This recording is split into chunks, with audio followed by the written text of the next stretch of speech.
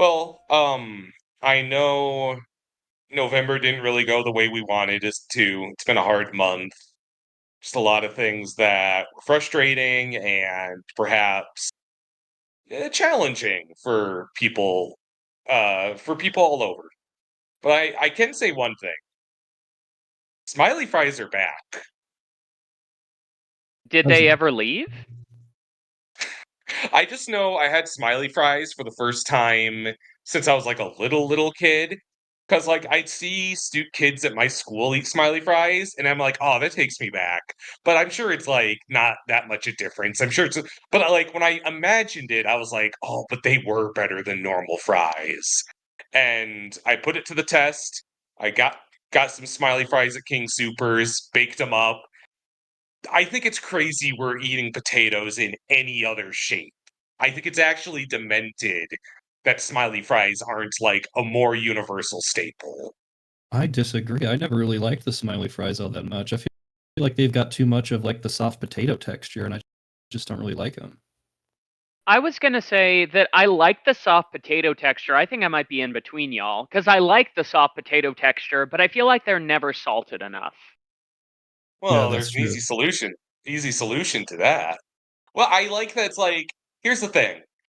Here's what I like about, the meme is, dino nuggies. I like my dino. Those are the exact same no matter what shape they're in, I feel. Like, there's no difference. I feel if you tried to do smooth smiley fries without the smiley, and it's like, oh, well, it's an adult version, you don't get the little holes that make that extra crispness on the inside. It's kind of genius when you think about it. There's no way you can have smiley fries without looking like a fucking child. And yet, that's the only way to have smiley fries. No, I'm not gonna take the Dino Nuggy slander on here. That's just awful. Well, so what? Ah, Okay, damn, just yeah. enlighten me. Enlighten me. What is different? I mean, they're shaped like dinosaurs, Tommy. What?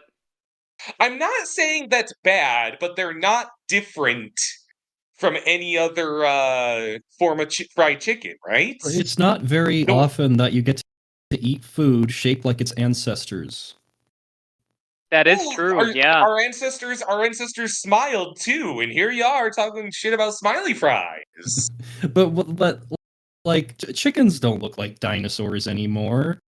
They don't look like the Dino I Nuggy see. There dinosaurs for is certain. there is an irony to that. There is a poetic irony to that. And I can't But remember here's the last time I smiled. Happy November, everybody. Rev up those fryers and fill those champagne glasses to the tippy top. It's West Coast Toast and Roast with Tommy, Will, and Dav. Welcome back to West Coast Toast and Roast. I am the sergeant of the Smiley Fry Squadron, Tommy.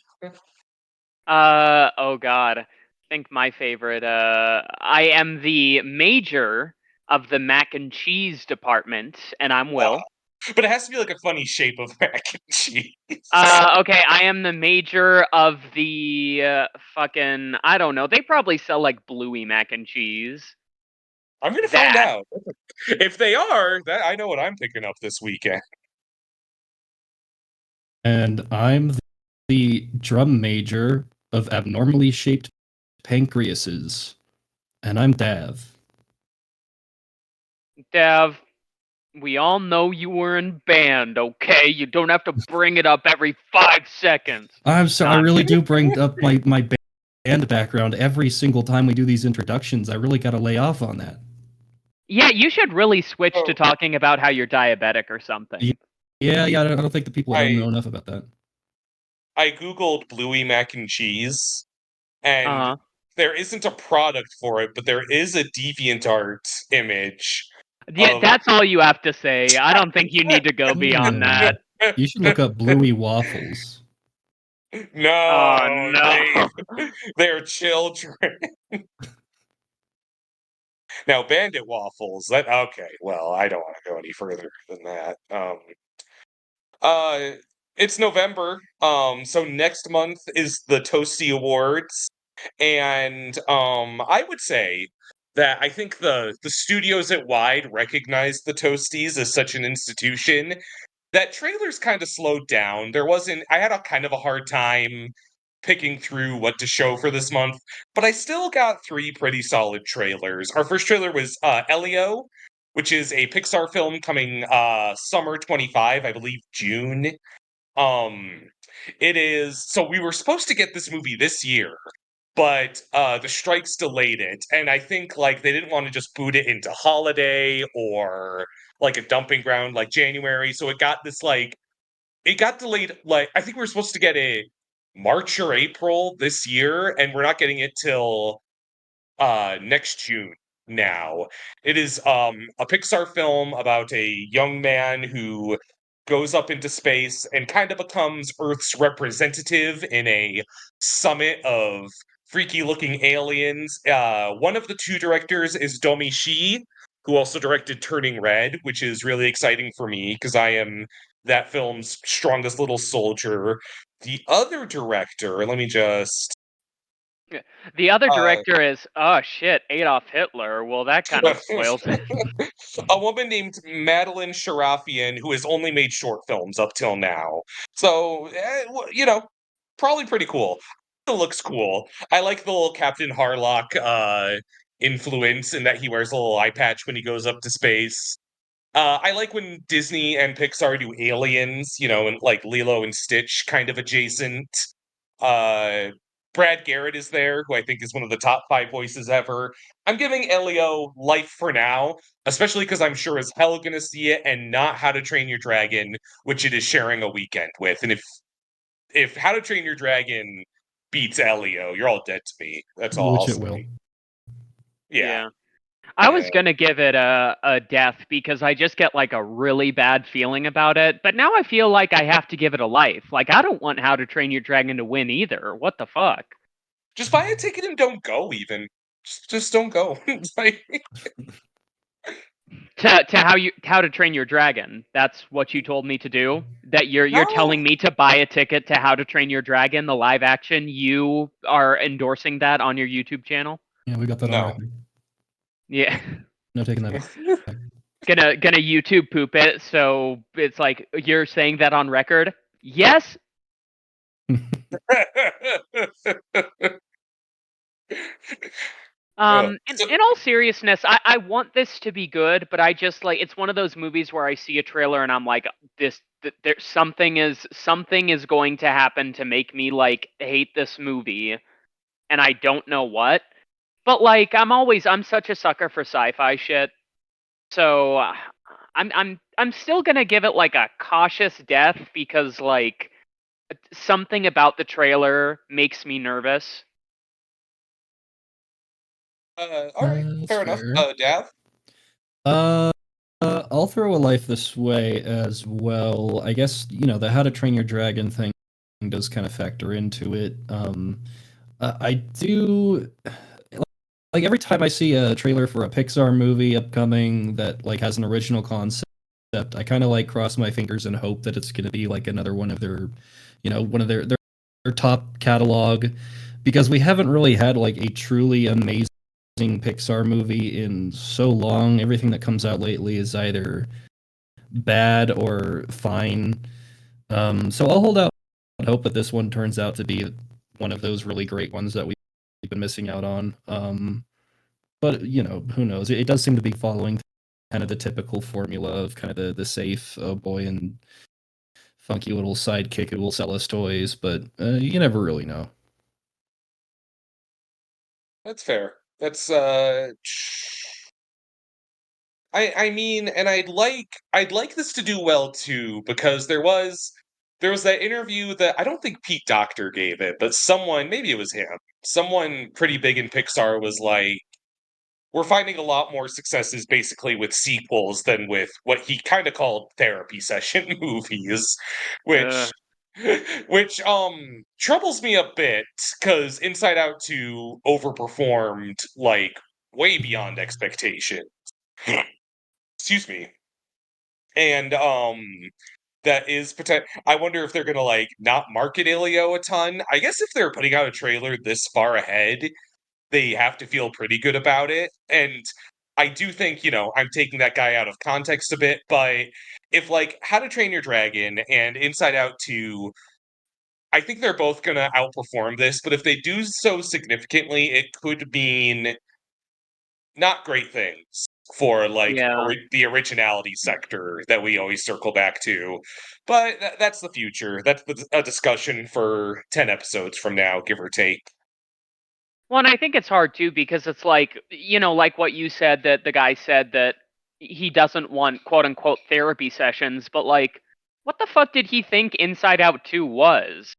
Right. It doesn't have to Like, be I either feel like or. that's, yeah. You can have a fun movie that isn't a therapy session, but also isn't a sequel. Yeah. I mean, oh man. Well, and I was gonna say too, like, well, Lilo and Stitch is also just gonna wreck house next year. There's not even hope of like soothsaying that. I'm not happy. Their children love Stitch, even though he hasn't had a movie in like north of a decade. I still see students at my school every day with Stitch gear. And I'm a little puzzled as to how they even know Stitch. So, of course, they're all going to go see Stitch. And that's going to be very fruitful, I think, no matter how good it is, which I don't think it'll be very good. Yeah. Next year is going to have a lot of trash, isn't it? Isn't like that, How to Train Your Dragon, Minecraft. It's not looking But hey, at least we're ending off the year with Mufasa. Oh, God. Ooh, all right. Okay, Yeah. and here's my, first of all the smug assholes on Twitter who are like, can't wait for Sonic to throw Mufasa off the cliff. I want them to tell that to the Alamo Drafthouse executives who are giving something like 5 or 6 IMAX screenings to Mufasa and 1 inconvenient time to Sonic a day. Oh, that sucks. It Mufasa's going to sucks. outperform the shit out of Sonic. Like the other Lion King live action made really? like $1 billion, didn't it? See, Yeah. on one hand, I'd rather Sonic win. On the other, I think that people need a wake-up call that Sonic has never competed against an actual movie.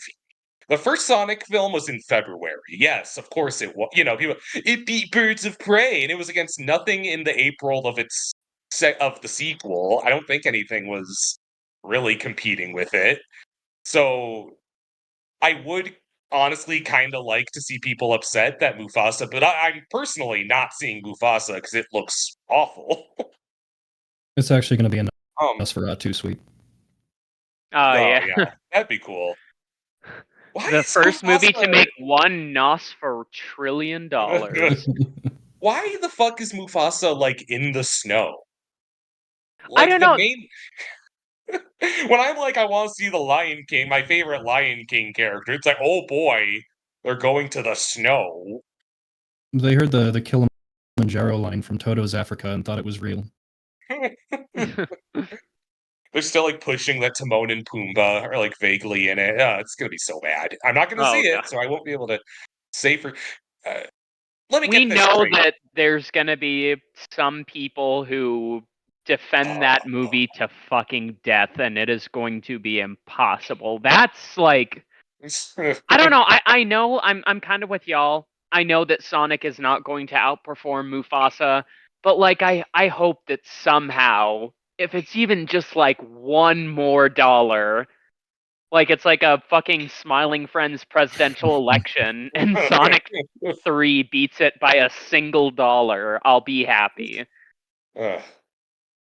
I mean, Japan.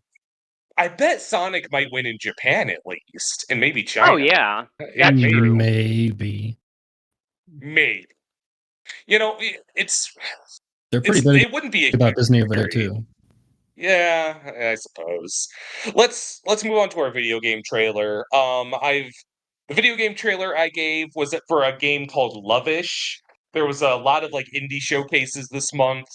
This is an ostensibly like NES era stylized adventure game where a party of heroes goes to rescue a princess, and the main hero gets insecure that the princess may prefer one of the other party members to him, so he betrays them. And I think it's some kind of branching paths deal, where you meet up with the people you betrayed and all that.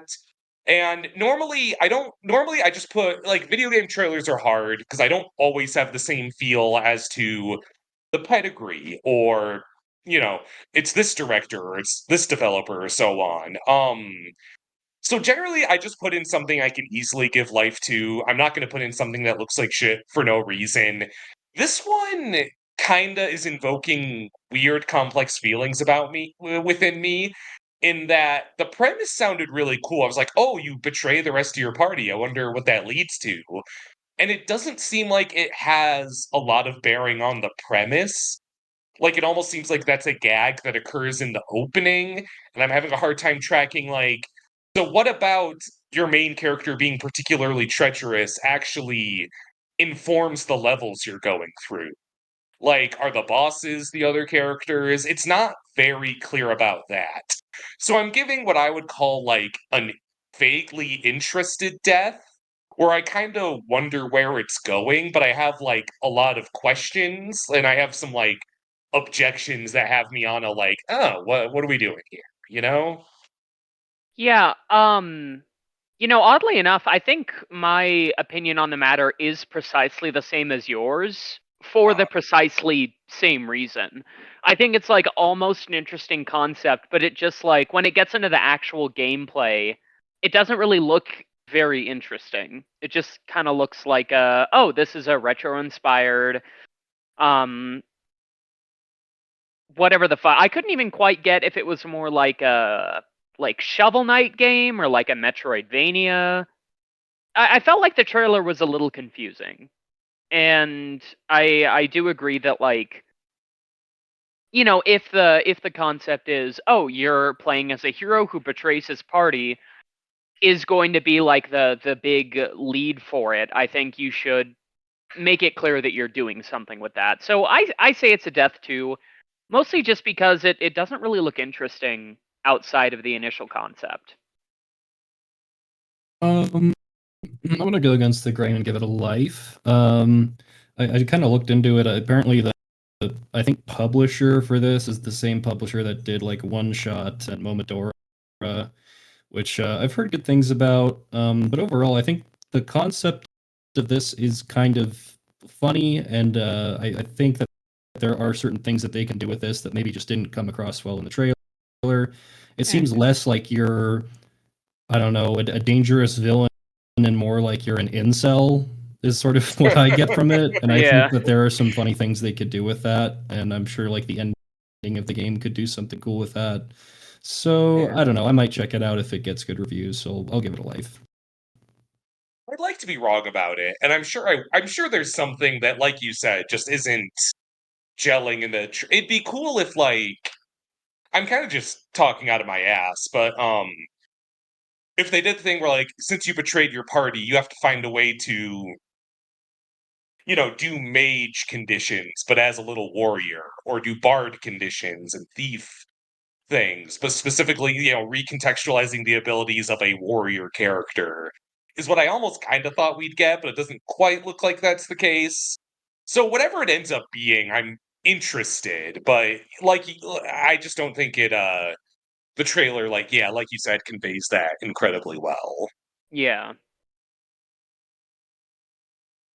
And that brings us to our TV show trailer for Secret Level on Amazon, hitting early next month, probably in about a week as you're listening to this, give or take a few days. This is a anthology series of different animated vignettes based in the universes of various video games, such as Mega Man and I'm trying to name something else so I can make Concord a punchline, but I cannot get it out of my brain that Concord is in this show. Um, and they're doubling down. They're like, yeah, it's still here. I was almost half wondering if the Concord segment just wouldn't make it, would be lost media or something. But they're committing. Anthologies are weird because I think it's inevitable that you're going to be comparing the very best segment to the very worst. And it's my understanding there's different crews working on each of these. Um, the winter of Star Wars Visions was a really positive one because they were just like those really The really solid ones really made it to air, and there's the 3 or so you never hear about. To the point that Star Wars Visions does have a season 2, and no one really gives a shit. I skipped to the Wallace and Gromit looking one, and I don't remember any of the other. It's putting Mega Man back in the limelight, so that is enough for a life from me. How about you, Will? I mean, honestly, you could have just said they are adapting things like Mega Man and then left it there because I'm not sure I really care about any of the other series. I think it's funny that Concord is in there. Yeah, I don't know. What are the others? I know, like, Warhammer's one of them, Unreal Spelunky. Tournament, The Outer World, Sifu, Pac-Man. Oh, the Sifu part did look really good. That's gonna be rad.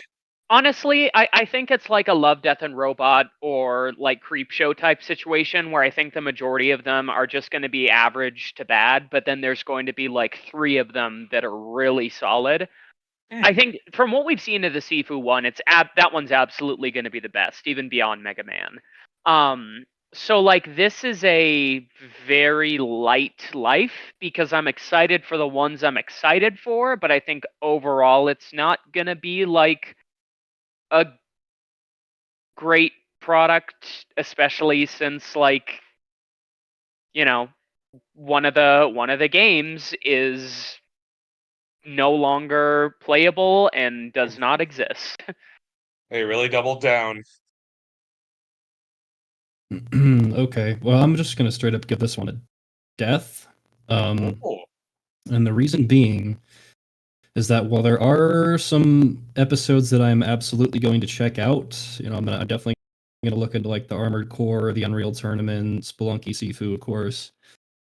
I feel like, unlike this production company's other anthology series, Love, Death, Robots, I'm not going to just straight up watch through every episode. And anthology series tend to be very hit or miss with each episode, and Love, Death, and Robots is no exception. But in this case, it's like most of the episodes, from what I could tell, at least in the trailer, don't really stand out from each other in any way. They are all going for the like hyper realistic AAA video game look, even if it doesn't really fit their property. The few standouts, like Sifu, Spelunky, that are going for like this other art style that's a little more unique, look really cool, and I'm definitely gonna watch those. But like as an overall product, the way it's advertising itself is kind of obnoxious and gives very like Jeff Keighley, please notice me, senpai Hollywood vibes, especially the voice cast. Honestly, you do have a point. Yeah. Arnold Schwarzenegger, Kevin Hart. Yeah. That, and I honestly forgot about that, which goes to show like it was more than likely a production afterthought that they really want us to be, because I completely blanked that Kevin Hart or whatever is in it. They flashed the voice cast on there kind of briefly, but it's another just like get big names, and it strikes me as something that's pushing this idea of video games being cinematic experiences, even when some of the video games it's adapting are just absolutely not that at all. So yeah, it's a death from me, but I am still going to check out a few of the episodes that look good, but only those ones. I do wonder how much energy I'm going to have for it after I spend this week finishing Arcane. Because Arcane, I feel like, is going to scratch that itch, and it is good, but emotionally taxing and visually taxing. And I wonder if I'm just going to be like, oh, not now, Spelunky. Just like shove it aside. Yeah, the Spelunky one looks like it's going for a very similar art style. Right, that's the thing. I'll definitely at least check out the Mega Man one. I feel like the Mega Man one's gonna like make people mad because Mega Man fans have been like so like righteously it'd be like if they made a Donkey Kong one and they got one little detail wrong and we're like, this is what we get. Well, that takes us to our toasts and roasts. We ladies first as always. Will, how shall we? What's the quote of the day? What's the vibe? Okay, so it's the Thanksgiving season, so I'd like to end on 2 toasts and start with a little roast of well, I guess let's back it up. there are rare moments where I see a piece of media that is just so fully and like utterly bad that it kind of sticks in my mind even when I don't want it to. Of course, I'm talking about All of the Other Reindeer, Yeah, I think. which was so fucking awful. Y'all are mean. I don't. Okay, here's the thing. Let me say my piece, okay? All of the Other Reindeer is like I feel like saying animated is a bit too kind, but animated like short based on what I understand is like a book. Basically Santa, one of the reindeer is sick, and so this dog named Olive hears Santa say, well, maybe all of the other reindeer will do, and thinks that means her, Olive, the other reindeer, and goes on a quest to save Christmas. But, you know, Christmas should have been fucking canceled, because this movie sucks. First of all, it's... Would you say Christmas went to the dogs? That's this episode of Toast and Roast. Join us next month. Oh, bye. No, okay, so it's the animation style from like a first glance is almost like a Parappa the Rappa type thing, which I think there is some truth to that. But the difference is in Parappa the Rappa, you pretty much, you know, it's about the combination of the gameplay and these figures kind of like folding all over each other. Mm-hmm. All of the Other Reindeer treats their 2D characters like they're 3D, and it looks so disgusting. Well, I would also say that nobody in Parappa the Rappa is a monstrosity with two eyes on one side of their head.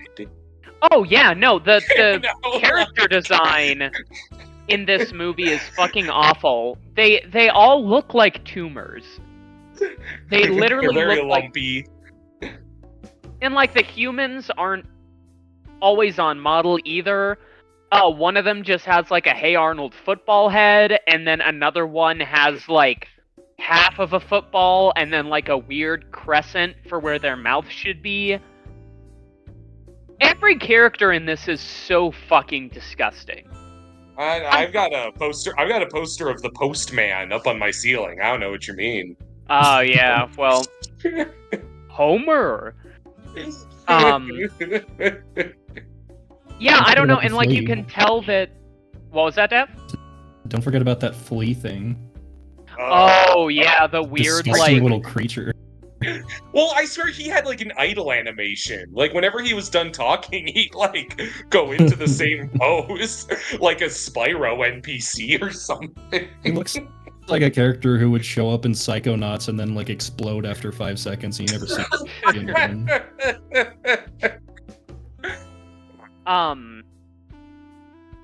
But yeah, every character looks disgusting. You can kind of tell that the cast are just like phoning it in. There are attempts at songs that sound like they were written like in a minute. It sounds like they were like, oh shit, you know, we got everything, we gotta write songs. Oh fuck, what do you write down? We're not so Drew bad. Barrymore We're recording not from so the bad. bathroom. We're not so bad. We're not so bad. We're not so bad. We're not so bad. We're not so bad. Yeah, these are actual lyrics, kids. We got Drew Barrymore in the lead. I think was on her way out the door when they're like, "Just do these lines for us, real She fast, did Drew. not Come on." give a shit. She was, the agent was like, oh, come on, it's for the kids. And Drew's like, fine. Oh, wow, it's almost Christmas. Also, I rated this the highest of the three of us on Letterboxd, which is 2 stars. And I think it was because of the scant joy I got when Dan Castellaneta turned into Homer when he's playing the Postman. Honestly, pretty fair.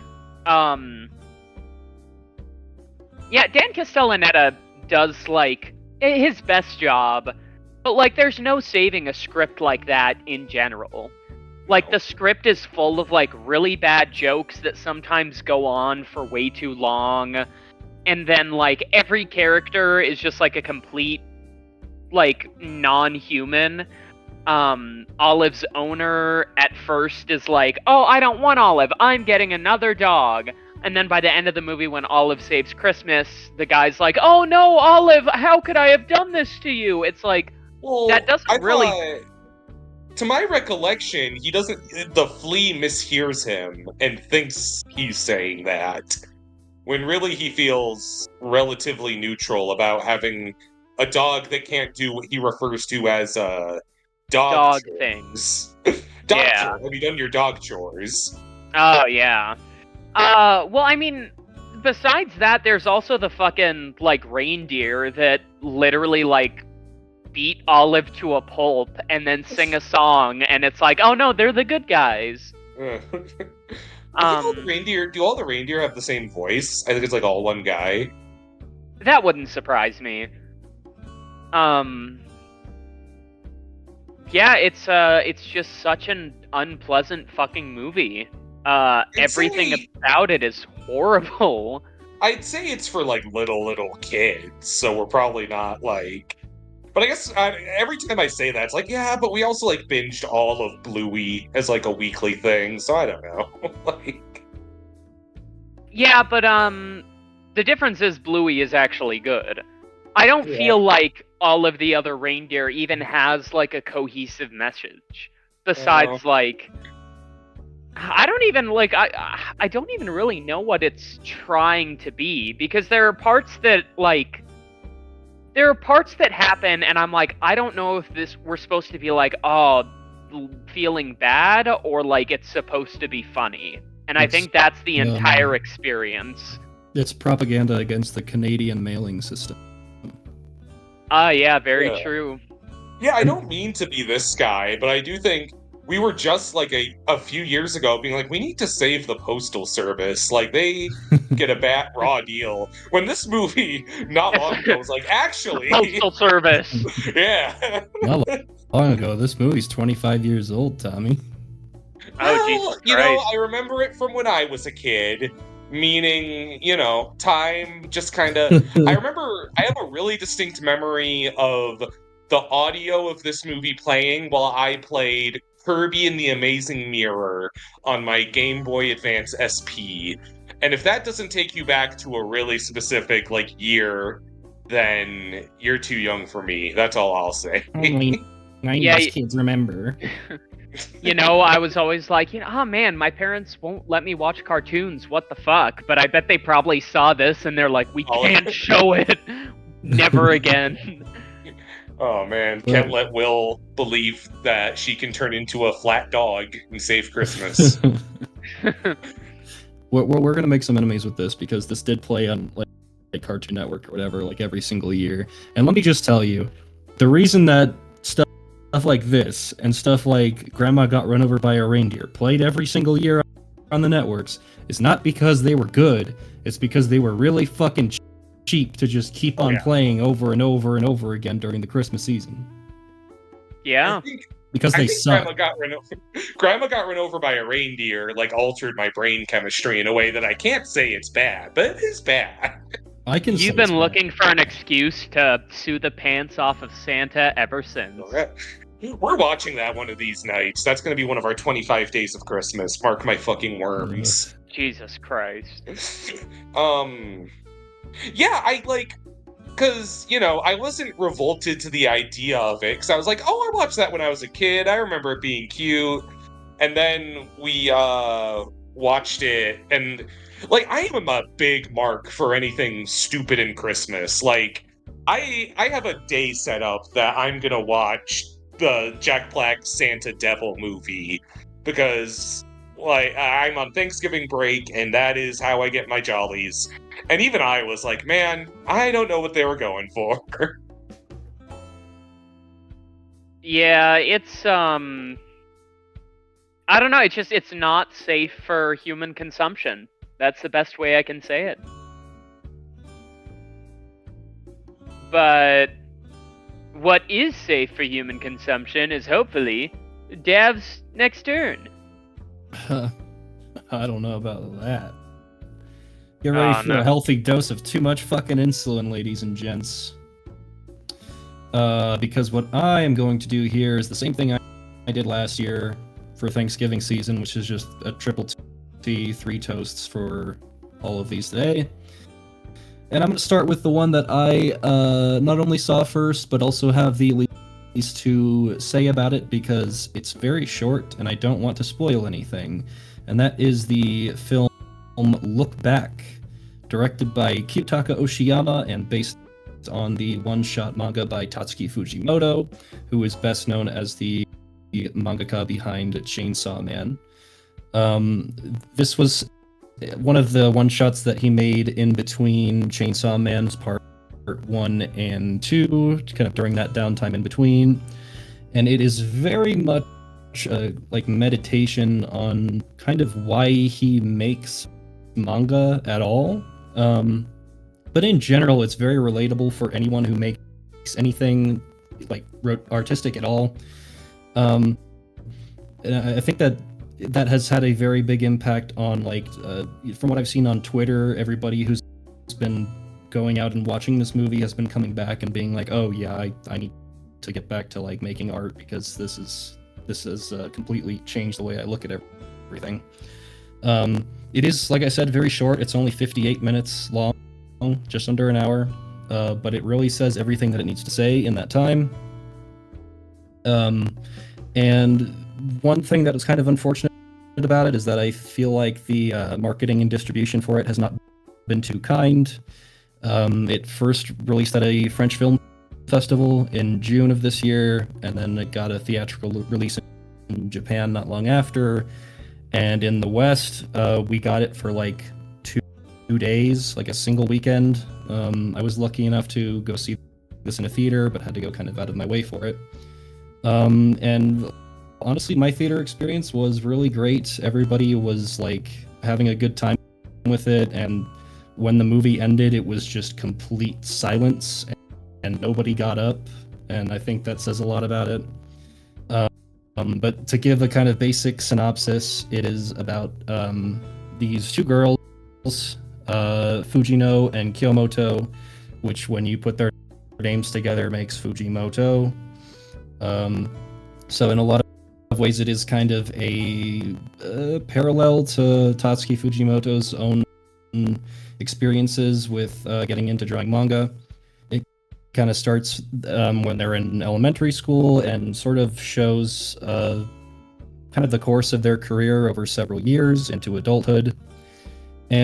And they basically are, I mean, they're both artists to start with Fujino being kind of a amateur mangaka for school's newspaper, and Kiyomoto, who is just really into drawing like backgrounds. She's not as much into like stories or characters or anything like that. But they kind of come together, and so Fujino's story writing and character work combined with Kiyomoto's background work, they start to find quite a bit of success with making manga. And it's just like a really touching story, kind of the way it goes. There's a lot of like highs and lows, and kind of showing the the good parts of drawing and being an artist, and also just the lows and the tedium of kind of having to grind it out. It's very well animated. There's like this really great kind of Sakuga moment towards the beginning that has been making the rounds on social media too, and rightfully so. It's really nice looking. It just really takes the source material and elevates it to a new level, I think. And the 2 lead voice actors are both great. This was their first ever voice acting gig, and they both do awesome. So yeah, I mean, without going into too much detail on it, it's just something I highly recommend. It's been getting a ton of praise, rightfully so, and I think that anybody who has ever tried even like drawing anything for fun, anybody who makes anything, is a creative in any way, should really check this out, because it's just a really good time. Yeah, sorry. I was just gonna say, I've honestly only seen the poster at my local movie theater. I think it was only playing for like a weekend or so. I haven't heard much fair about it. And it's a shame because, like, you know, from what I've heard about it, from what people are saying, it does just seem like a real experience. And I think especially, like, relevant to, I think all of us are pursuing some type of art. So I think it's definitely one that, well, I know you're picking it for your next movie night, so I'm excited to see that. I think it might be one that becomes a friend group classic. Oh. I was just gonna say, I really like that Japan has so much like film and TV about making art like this and like Aizuken and like a lot of others. Because everything Americans make about animation is like the part of Tiny Toons when Buster is whipping the animators at their desks. Which I think says a lot. But I think they're more reverent of art over there, I feel. Yeah. Absolutely. And even though I would say that the working conditions for like animators and artists over there is arguably worse than it is here. I was gonna say, yeah. But there is still like a big passion and respect for art and animation over there that just isn't quite as widespread here, where we still have the problem of people thinking, you know, animation equals kids movie. That's not a problem at all in Japan. So I think that they have more room to breathe with stuff like this. But yeah, it really didn't show in theaters very much. It got like a single weekend at the beginning of October, but it is on Prime Video now, so you know, most people are able to just go and check it out at any time, and I think that most people should. How are we gonna watch Look Back without our Prime? Oh. All right. Well, I'll take that as a cue to take the wheel without looking back at that last entry. You're the funniest motherfucker ever. That's why they pay me the big bucks. All right. I want to talk about and toast because I liked it. Sonic X Shadow Generations. This is a port of a port and remaster of Sonic Generations, thought by many to be one of the better Sonic games, with an additional campaign starring Shadow. And there was a long stretch of time where I thought I was too cool for Shadow. Like, everyone loves Shadow when they're little, but then for a long time I was like, I'm too fucking cool for Shadow, he's lame. But I like Shadow again, and I think the key to getting me to solidly like Shadow is to put him in a good game. Because I think this is the first game where Shadow's a major playable character that's pretty great. And I really, really like it. And it'd be easy to just make him a reskin of Sonic, but he actually has, like, and at first he kind of is, but at first there's, like, small personality, touches. Like, you know, Sonic's homing attack, he goes up and then forward. Shadow's is, he goes up and then teleports and kicks the thing you home into. Which is like, it's Shadow, it's fucking great. And then you unlock a lot of abilities where Shadow is basically Venom. He gets Doom Wings, which are these black, oozy wings that he flies around with. You get Doom Surf, where you can go coast across water. I think the Chaos Blades are like these projectiles. He's cool as hell. It's like, I think Shadow has always been held back by the fact that he is Sonic with funky just jet boots, and he kind of just does the same thing. But this game kind of helps him come into his own, and they realized they could do that without, like, giving him a gun or anything like that. You can do Chaos Control, which is Shadow's chief ability of stopping time, and I also really like that. I guess I would describe it like this. I don't know if either of you have ever heard me yap about Crash Bandicoot 4. That is a game that is okay, but I think it's disappointing because it showers you in new abilities, but it kind of disguises that you don't make choices with them. Meaning, there's the additional masks that give Crash Time Stop, or, I'm trying to think, or dimension hopping, but he only gets them for certain chunks of a stage, and they're only useful for those chunks of the stage. It's really just like additions to the environment presented as power-ups. Whereas Shadow can do any of his abilities at any time, and there's always and I think that there's always an opportunity to experiment and kind of react. He can pick bulkier enemies into the air, teleport towards them, and use them as a method of travel. And you never are required to do that, but you always can. And I think that when you load up a character with tons of abilities, I care so much more about the capacity to experiment than anything else. And using chaos control I love you use chaos control and zip around and kill a bunch of enemies, and you see them start to break a little, but time is still slow, so they don't just explode right there. They kind of have a delayed, and then time starts again. They just fall to fucking pieces. It's so satisfying. I liked it. I like this, and I like Shadow. Sonic Generations I've also beaten. It's also very good. It's also more than a decade old, I think. I think we all know, most of us know about it. It is a fun game. I think its boss levels are a little bit ass, but I think Sonic has always kind of struggled in that regard, because creating hard bosses for a character whose premise is to be fast is kind of hard. I also found myself wishing you could be classic Sonic for a little more. I think all the boss levels are devoted to modern Sonic, when I just preferred playing classic Sonic. But I had a grand old time, and I regretted that I only rented that game to try it and returned it after I was done, because the game I committed to purchasing is going to be what I roast shortly. Oh, interesting. A little bit of foreshadowing sprinkled in there. Wink.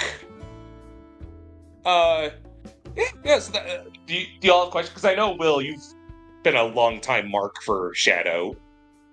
Yeah, I think Shadow can be a bit ultimate edgelord sometimes, but I think overall I've really softened up to him. I'm looking forward to seeing Shadow in the movie. And I think the way that you talk about how he plays really seems up my alley.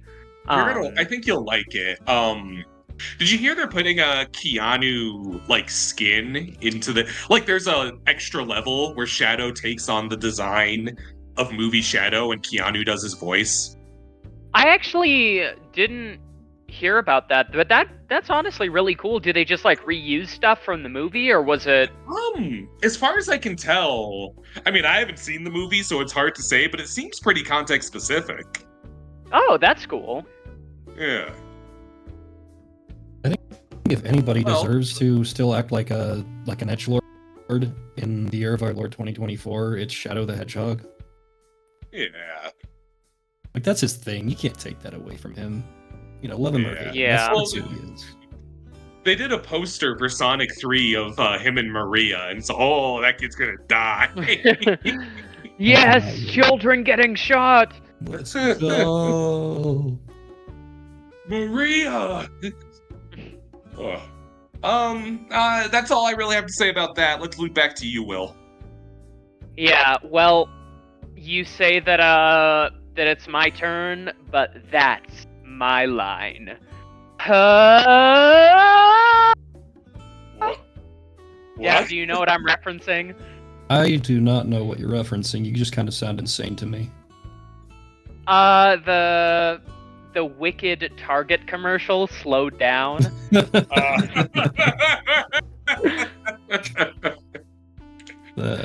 that's kind of peak comedy right now. Yeah. I gotta check that out. I haven't heard of that. I know. We could show it to you afterwards. It's just with the Wicked Target trailer where, Alphaba comes in and says, "That's my line," and then does the people have noticed that if you slow that down, it sounds comedically bad. And there's no real way to even imitations, I don't think do it justice. I'm not toasting the Wicked Target commercial though. I am toasting just regular Wicked.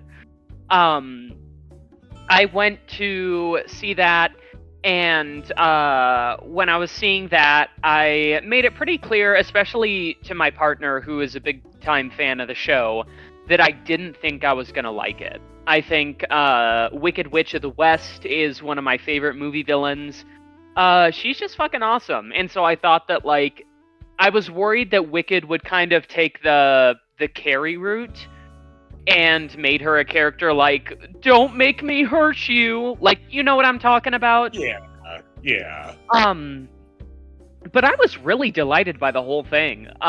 Did not feel like 3 hours. Wicked is the story. I mean, unless you've been living under a rock, you know what Wicked is. It's a, like, retelling of the story of the Wicked Witch of the West and Glinda the Good Witch. Like an origin story, figuring out what made them the way they are. And I thought I would just, like, not really enjoy any of it, but I thought it was very good. For some reason, film musicals, like, kind of give me dread. The original West Side Story, while I know it's a classic, I don't want to see that movie ever again. So I was kind of expecting this to be in the same vein as that. But it's really put together very well. Obviously, I think the big thing is that the CGI on the animals doesn't always look great. But, you know, the leads and pretty much everyone in this has a really incredible singing voice and, like, theater presence. What I like about this is it doesn't really lose any of, like, the theatricality magic that a lot of, like, Hollywood musicals do. That sometimes it's like, oh, everyone acts super serious, and then, oh, they're dancing when the songs happen, and now they're back.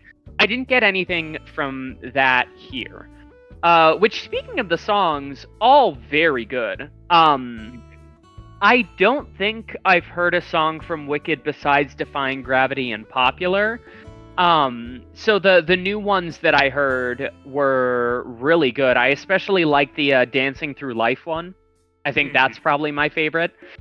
In addition, I thought the choreography was really cool. I like that, you know, it's not like they're filming people dancing. They use, like, the actual sets and do things as a movie that, like, they couldn't do on the stage, like in Dancing Through Life, when there's that, like, almost twirly passage and people are, like, hanging upside down on it and jumping around, and you, like, move through it and move back.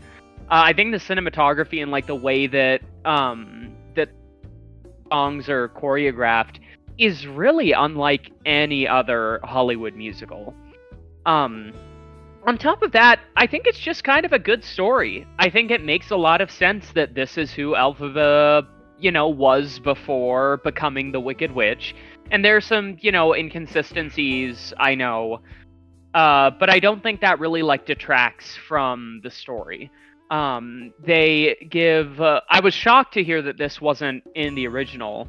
At the beginning, they show that Elphaba was kind of raised by animals, which gives it a lot more context in the later scenes where she's kind of fighting for their rights, because in this world, the wizard is focusing on making sure that the animals who can talk do not. There's a cameo from the original Broadway actresses, which I really liked. The Emerald City looks really cool, and the design of everything looks really cool. I'm curious. I'm going to ask you this to Dav, because I know you like trains. How'd you feel about the Emerald City bullet train?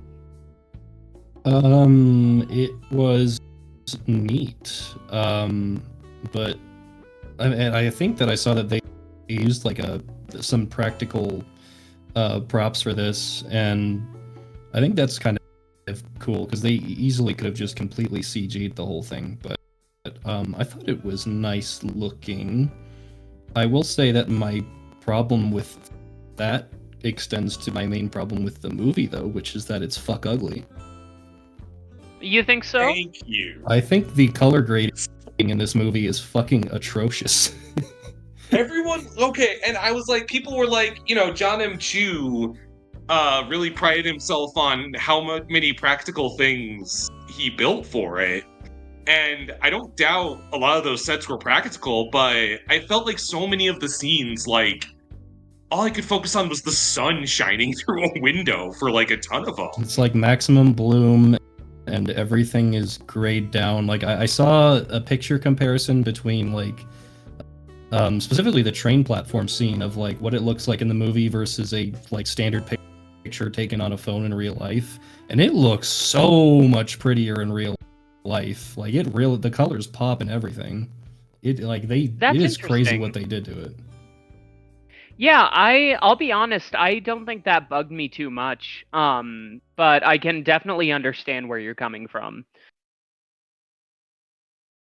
Other than that, I think yeah, it's just a really good musical. I like what they do with it. I'm a sucker for Jeff Goldblum. And I know we were talking about this recently, but I might be in the minority where I think that I think Jeff Goldblum is actually really good as a wizard. I really like that performance, and he is very Oh, much just being like a bit of a, it's a Jeff Goldblum character, but I think him in particular really works for a character like the wizard.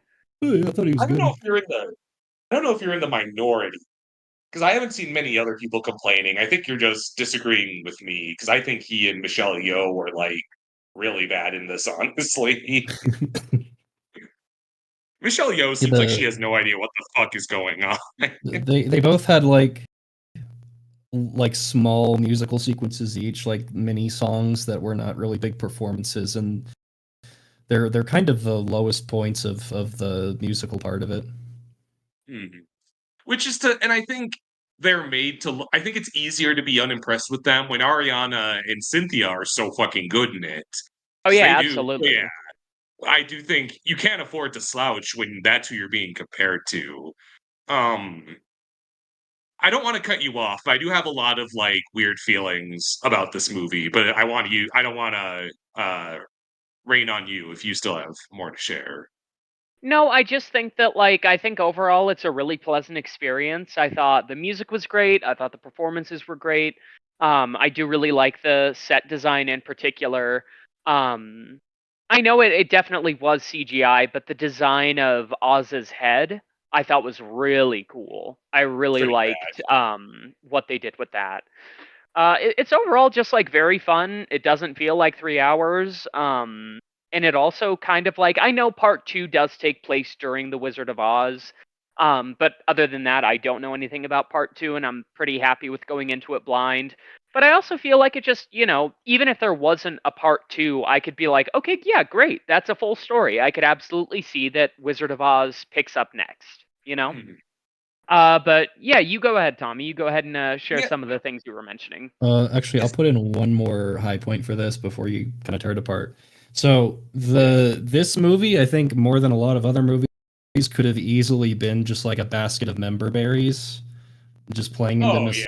nostalgia, and it really doesn't. Like, there's a lot of restraint that it shows. Because like specifically, there's a scene with like a cub in a cage, kind of the halfway point of this movie.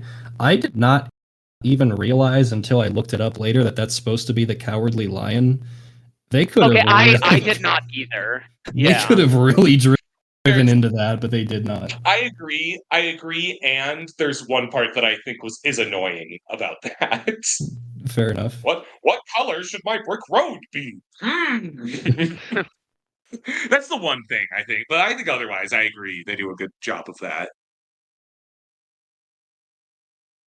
Um I guess and contrary to what Dave, I don't want to tear this movie apart so much as express that I find it weird because I just think it's kind of weird. It is kind of weird. Because yeah, because Will, you and we're the rare breed of theater kid for whom Wicked is kind of a blind spot. Because I think that there's a small circle of musicals that's like, well, I'm just going to hold out till I can see a production. I'm not going to spoil Yeah. what Wicked is like with bootlegs and piecing it together. There's some musicals where you can do that because it's like, who cares? I kind of want to see what it's like. I was always like, I'm going to wait till some kind of actual experience with Wicked to see Wicked. So this is and I knew a handful of the songs and the premise, kind of like you will. And I guess a lot of me being irked about it was just finding, like, not even anything wrong with the film adaptation as much as finding Wicked strange in the first place. Like, I think I like gradually pieced together that the sister the sister who has paraplegia is gonna end up being the Wicked Witch that gets crushed by a house. And being like, well, by process of elimination, that's not anyone else. Huh, okay. I guess that's what we're doing with this character. I don't know. Um, it strikes me as like a story with maybe too many characters and too much shit going on. Because I do like Elphaba and Glinda, and I believe in their bond, and I think Cynthia and Ariana really play that off well. But to the point that's like, I don't need SpongeBob and I don't need Fiaro.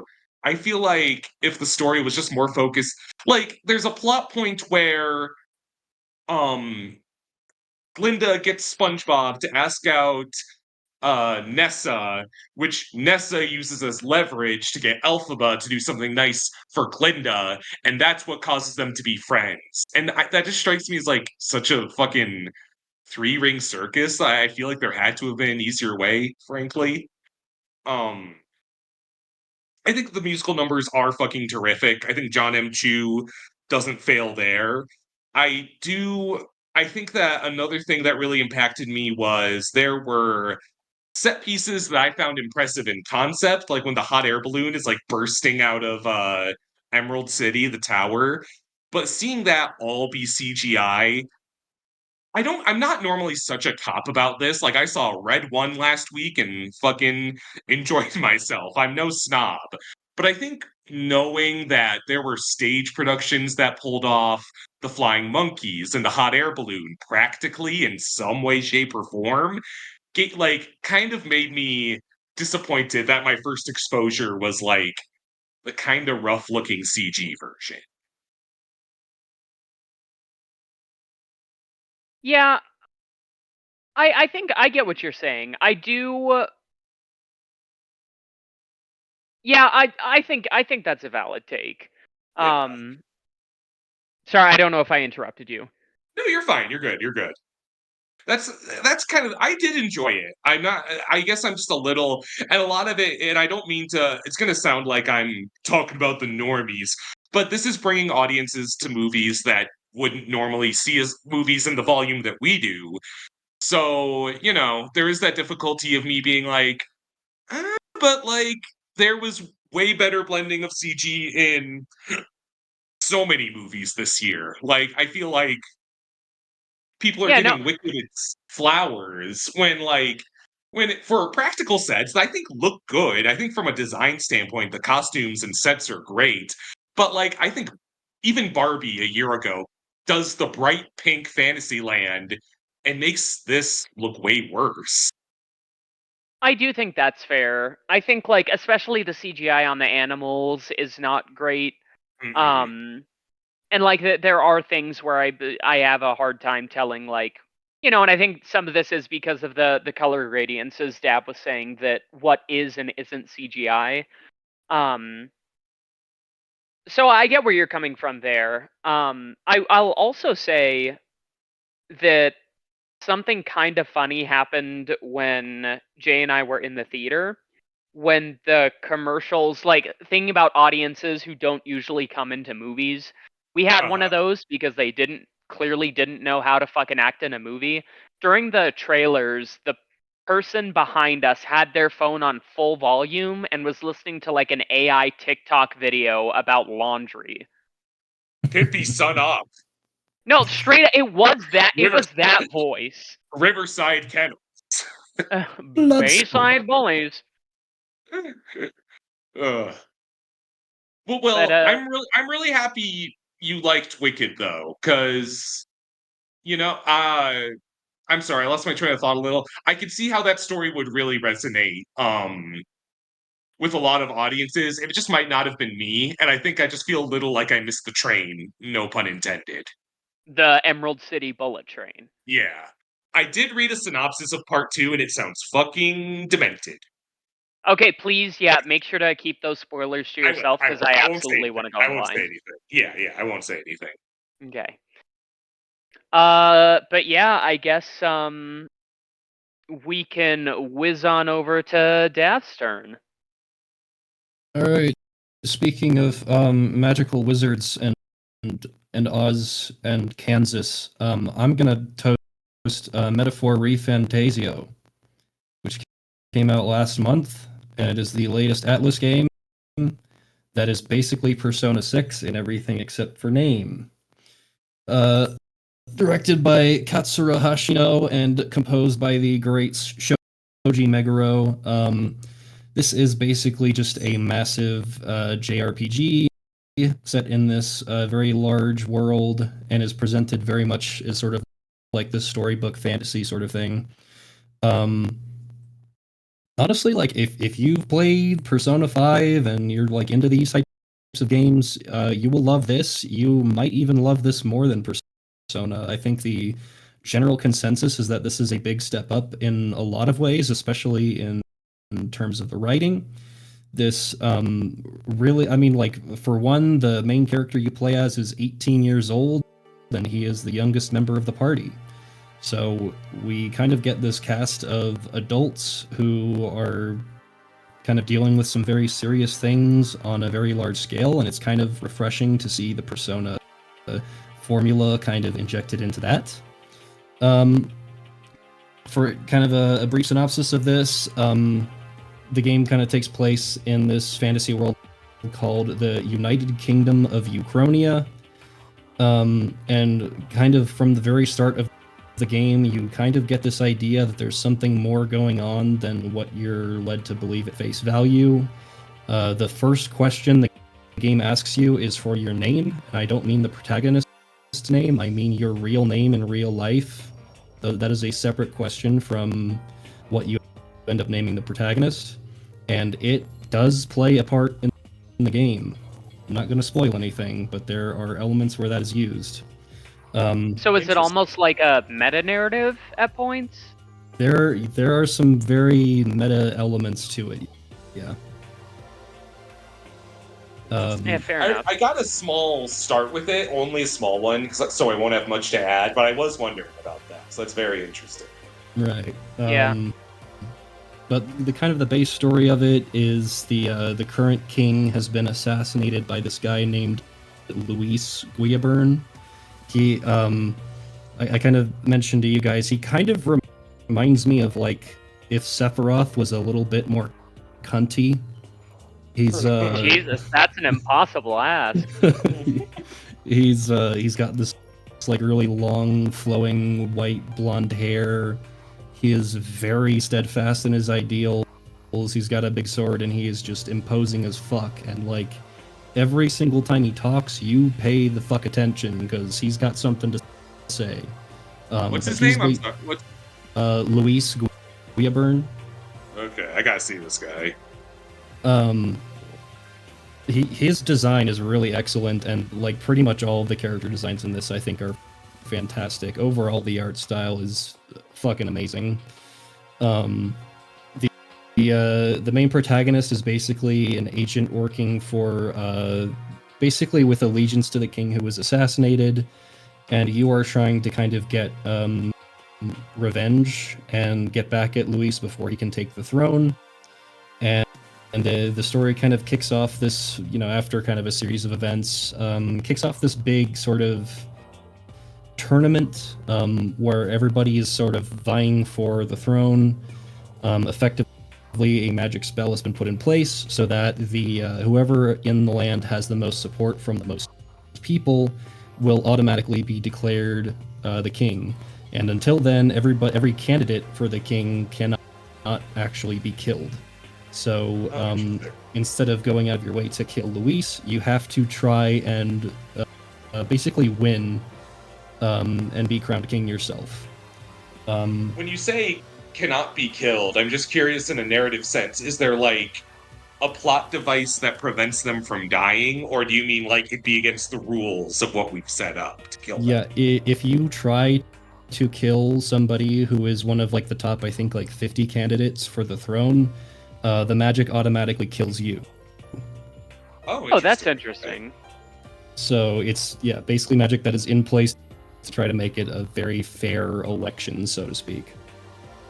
So kind of you start from like being in like 8,000th place, and over the course of the game, just keep on rising up the ranks to try to take the throne. That's rad. I like that. And, Yeah, Oh, go ahead. Oh, I was just gonna say that I've seen some designs of like the monsters, and in particular, I don't know if this is a spoiler or not, but the humans are really cool looking. Yeah. I think Luis looks like a Will favorite if I've ever seen one. No, yeah, absolutely. I was thinking that, honestly. Yeah, so the I'm sorry, but when you know, you know. Have you all seen that meme that's like every lesbian has a problematic favorite character and you just can't question their bond, and you just see an edit from I think Dairy Girls of this woman going the original context is her going "swear on Dolly" and pointing to a photo of Dolly Parton, but instead it's "swear on Sephiroth." I think that's literally Will. Honestly, yeah. I mean, I've got a little Sephiroth figure that guards the PS5. So next time one of y'all are here, I'm just gonna be like, okay, you say you're not lying, but you have to go and tell that to Sephiroth too. That's gonna be me. I'm gonna be there in a couple weeks. That is true. Yeah, you're gonna be able to like confess to him your sins like a fucking anti-church, I guess. Your sins.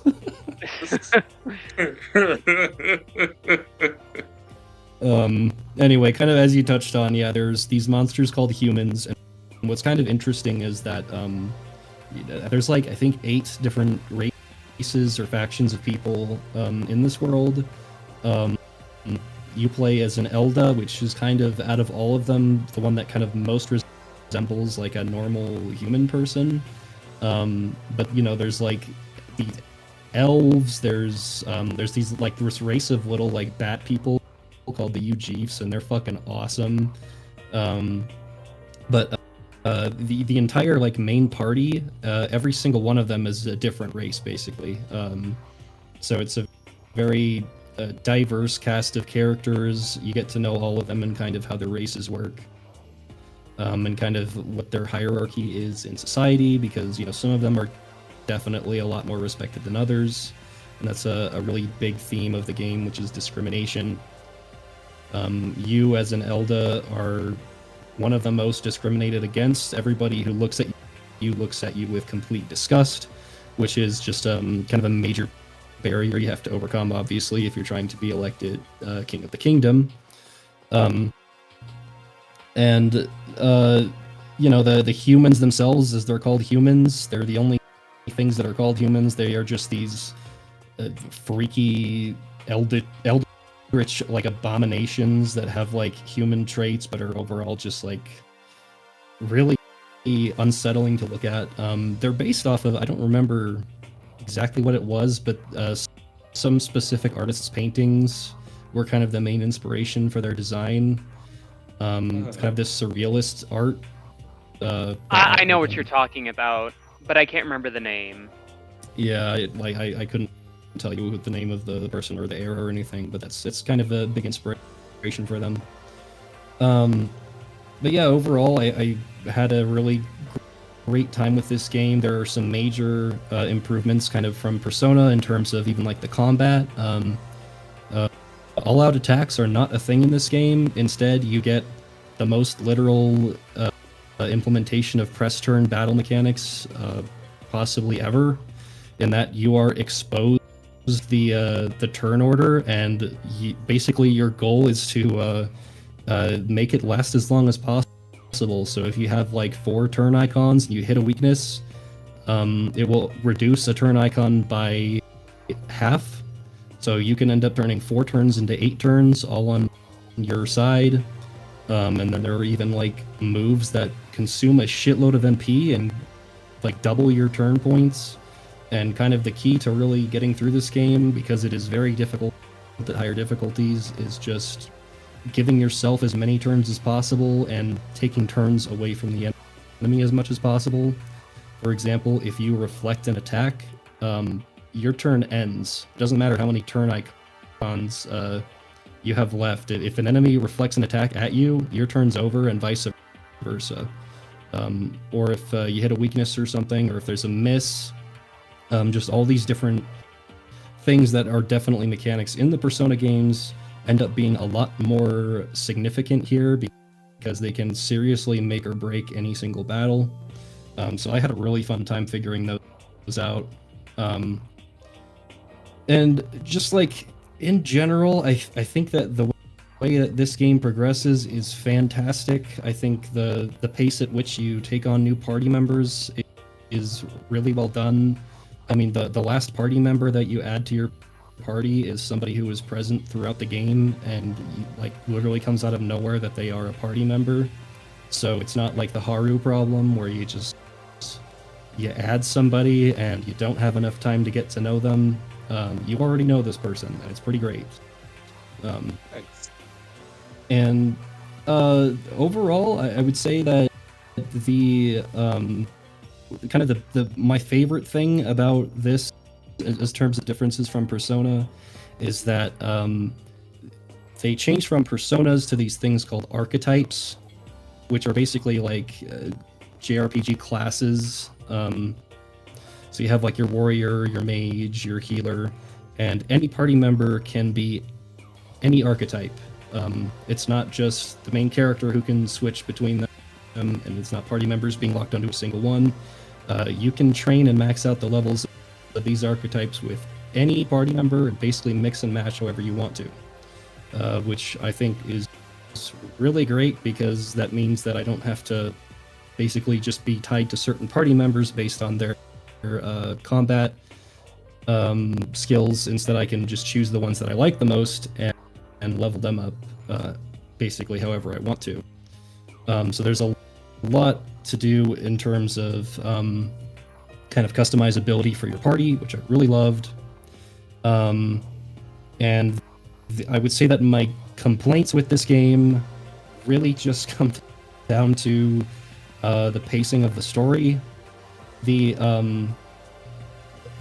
I mean, overall, the first, I'd say like 80% of this game is a 10 out of 10.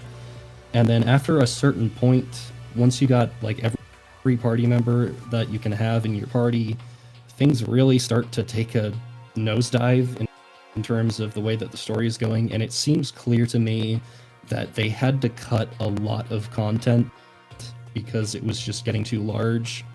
Like right after you get your final party member, you go to this place where this person is that you need to fight, and it is completely clear that this area you're in is supposed to be one of the dungeons, and it just isn't. You just hang out in front of them, you meet them there, you have the boss fight, and it's over. And so that kind of was weird to me because I could tell that it was cut content as soon as I saw it, and then the rest of the game is kind of just more of that, of more of just, wow, this was definitely supposed to be something more, and they ran out of time. So that's kind of a shame, but given the Atlas formula of re-releases, I wouldn't be surprised if this gets kind of the same treatment. So I do look forward to if they end up actually doing that and they restore that cut content, that would be really awesome, and I would definitely replay it. But you know, that being said, I still had a really good time with this game. It is definitely up there as one of the greats for me. I think that if they had more time to iron things out, make the story a little better, and maybe balance out some of the gameplay, the final boss is fucking ridiculous. I had to knock it down to the lowest difficulty setting because it's the difficulty setting that lets you just revive yourself whenever you die. And even then, it took me forever to kill the boss because, Oh, Jesus. as I mentioned, turn order is very important in this game, and your turn icons.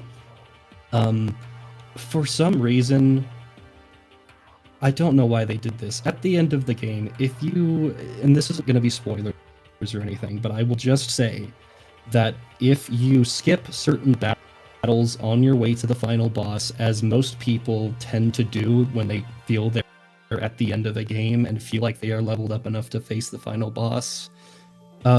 It punishes you by giving you the most difficult version of the final boss, who is able to give themselves 12 turn icons at a time and Oh my god. literally wipe your entire party out before you can even do anything at all. Like, you do not get the chance to take a turn. Yeah, that's awful, Murray.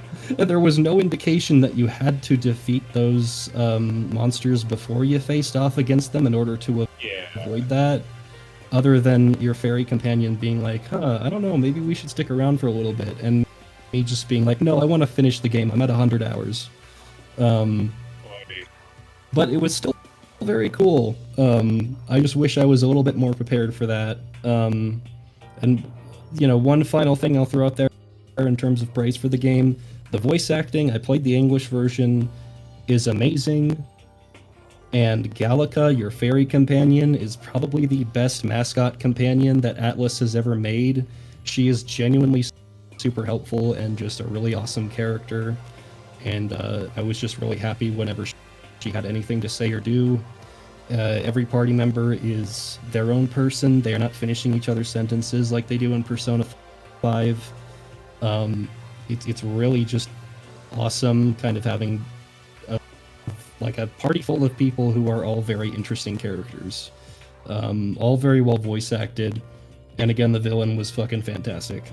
So honestly, can't really recommend this enough. Just be prepared for some of the weird jank towards the end of the game and missing content and just weird stuff like that.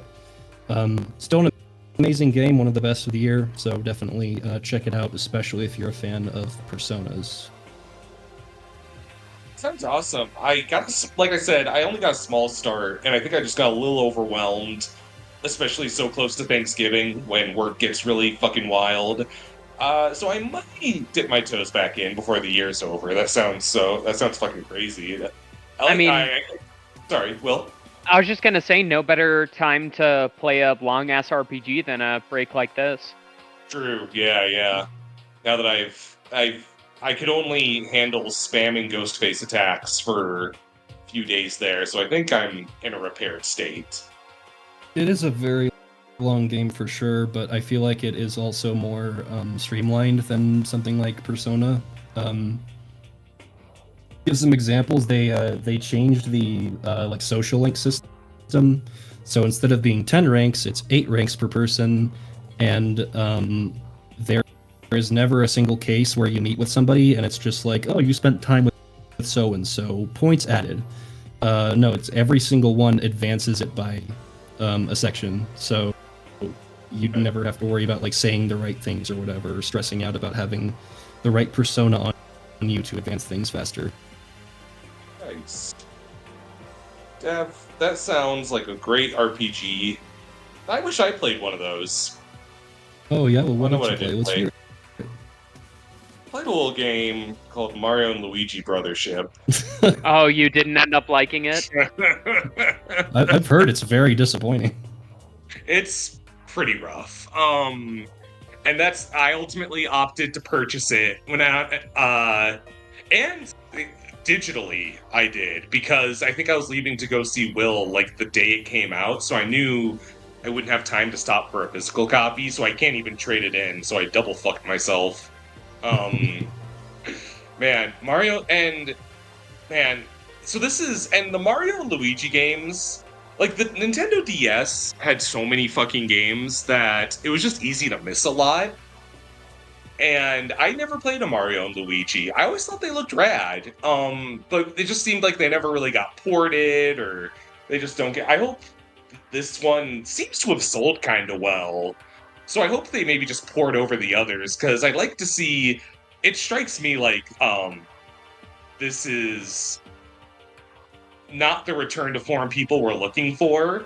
I think there was people rained down deservedly on IGN for some of their bullshit, but they gave it a very middling to negative review, and people are like, no, it's good, I swear, it's good, I'm having fun, it's good. But when I was playing, I was like, oh, Oh boy.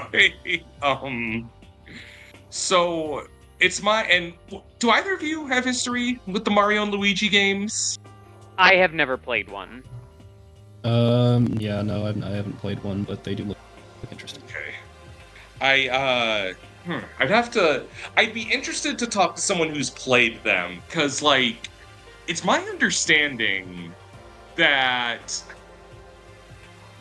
I think that, like, a lot of the problems with this game come down to how you control Luigi, in that because I'd have to double check and see if I'm right, but it strikes me like they changed it so in this one, you hit the L shoulder button, and when a green light comes up, and Luigi plays the game for you.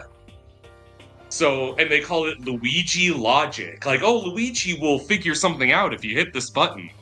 So, in other words, they made a baby mode button where Luigi does things for you. To be fair, I did not make it super, super far.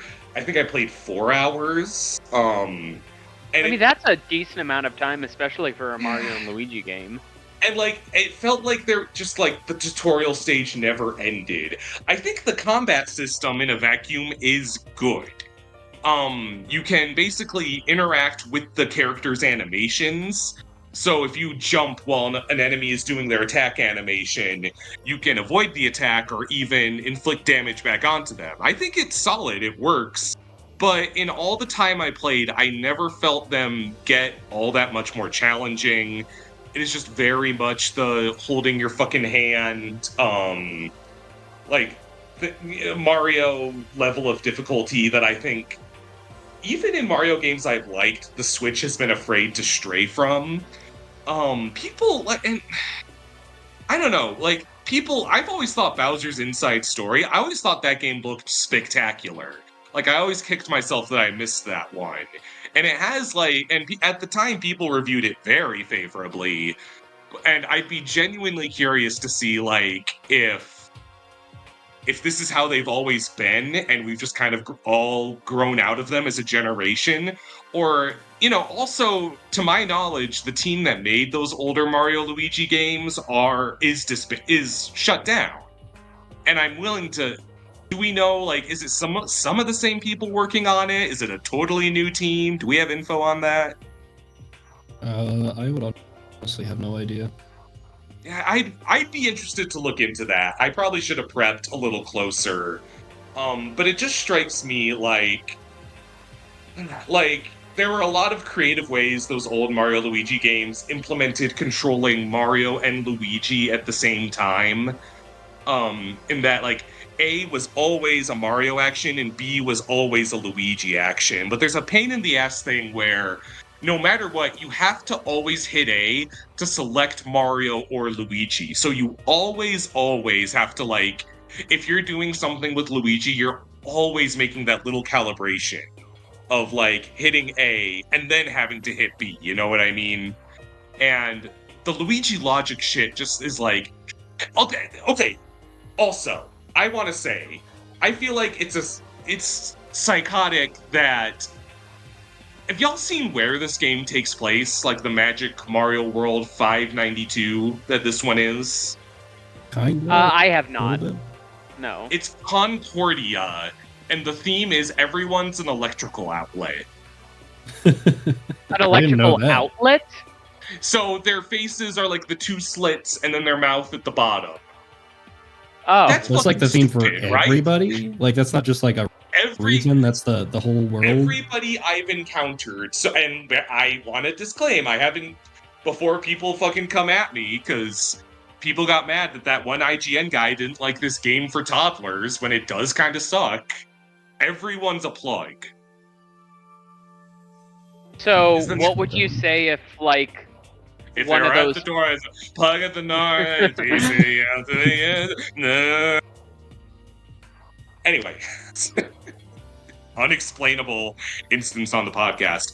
Is the next one going to be fucking like what, the land of paperclips? Like, I feel like the old ones were like in the land of beans, like it was bean people. It's like, that's kind of cute. You can just make, but like, I just don't know how I'm supposed to imprint on Like you were saying, if it was one region, one little island where everyone's a plug, sure, all right.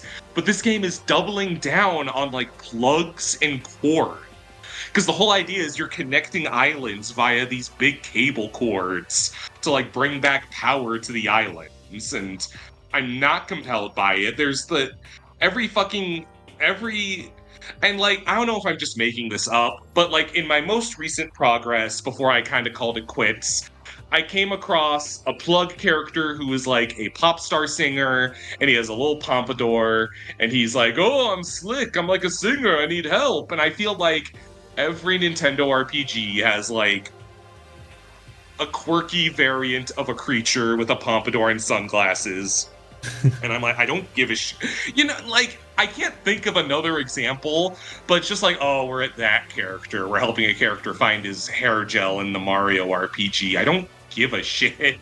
Well, that's kind of the issue with Mario RPGs lately, is like they just have no diversity of ideas. They'll have a gimmick. Like I think Origami King did the same thing. They have a gimmick that is kind of interesting on its own, and they extend it out to the entire game.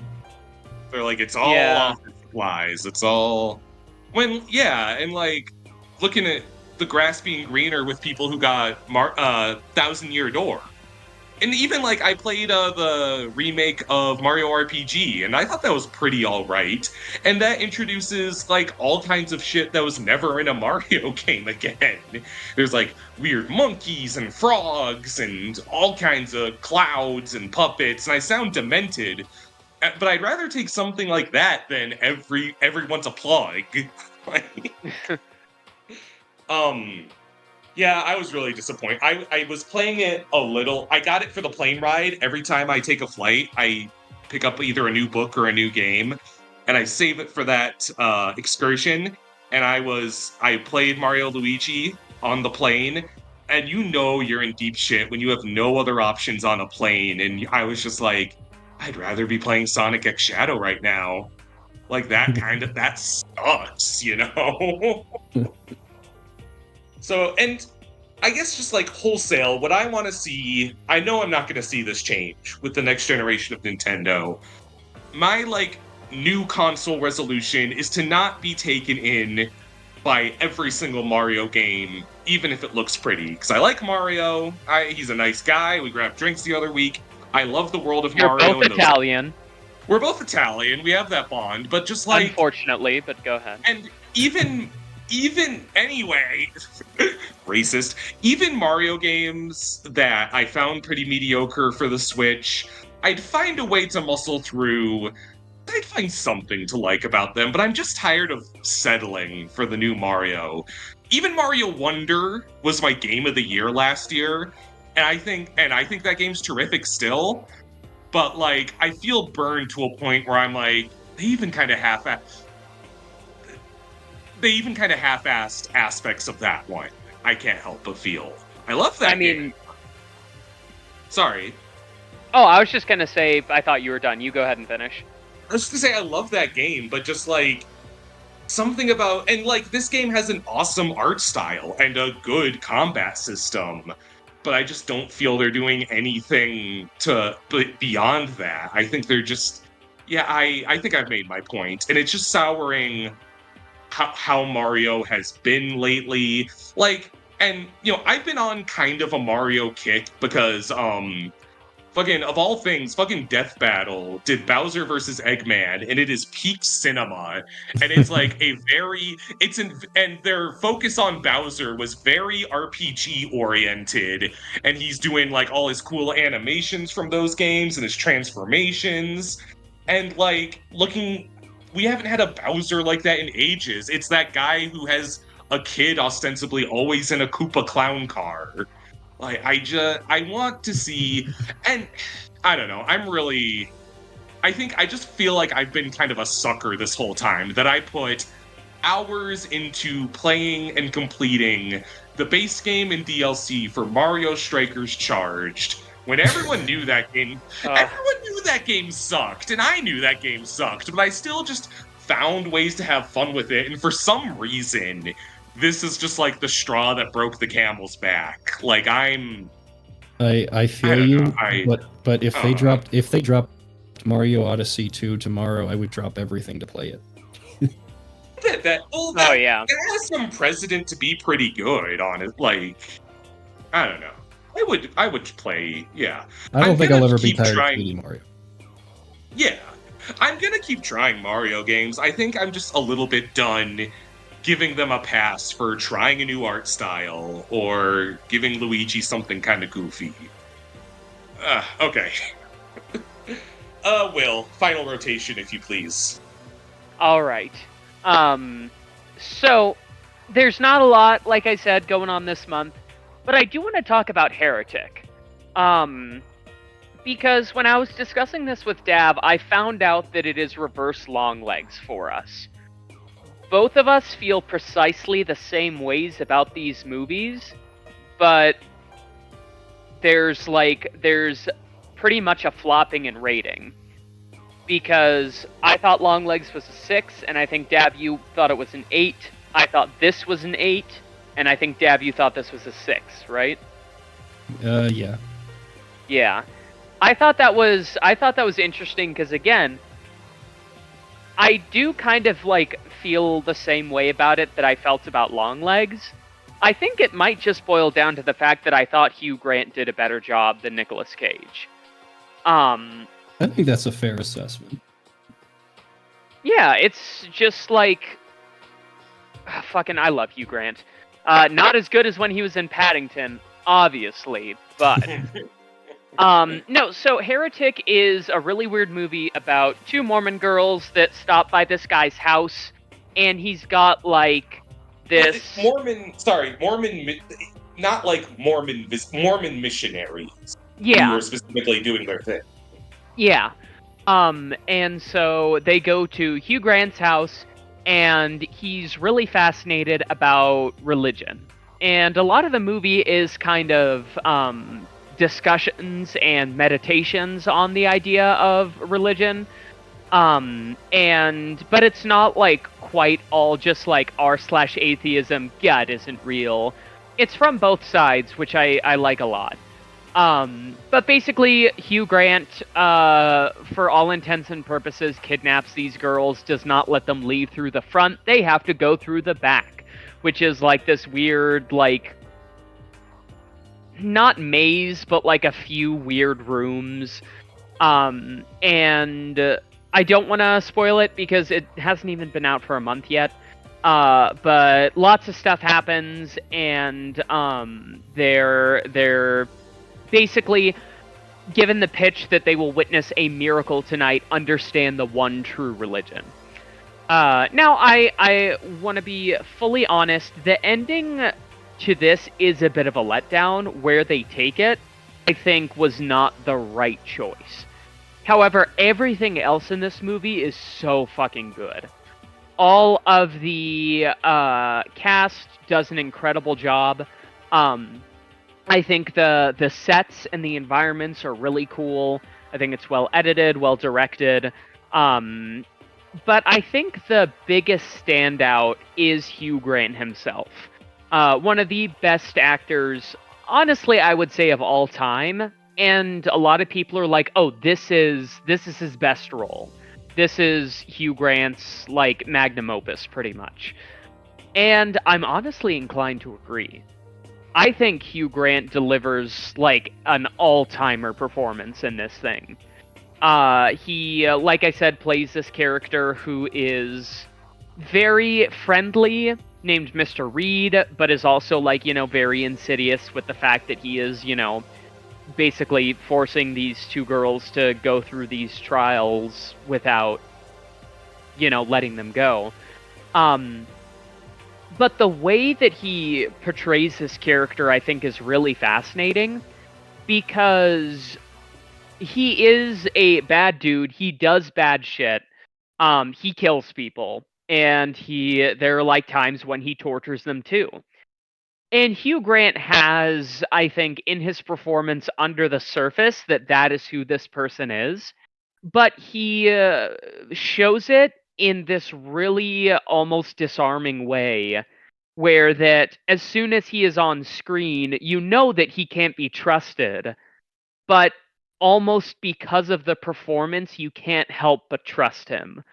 Like, he's like, there's a part where he's like, no, you have to go down the stairs and into this dark room. You can trust me.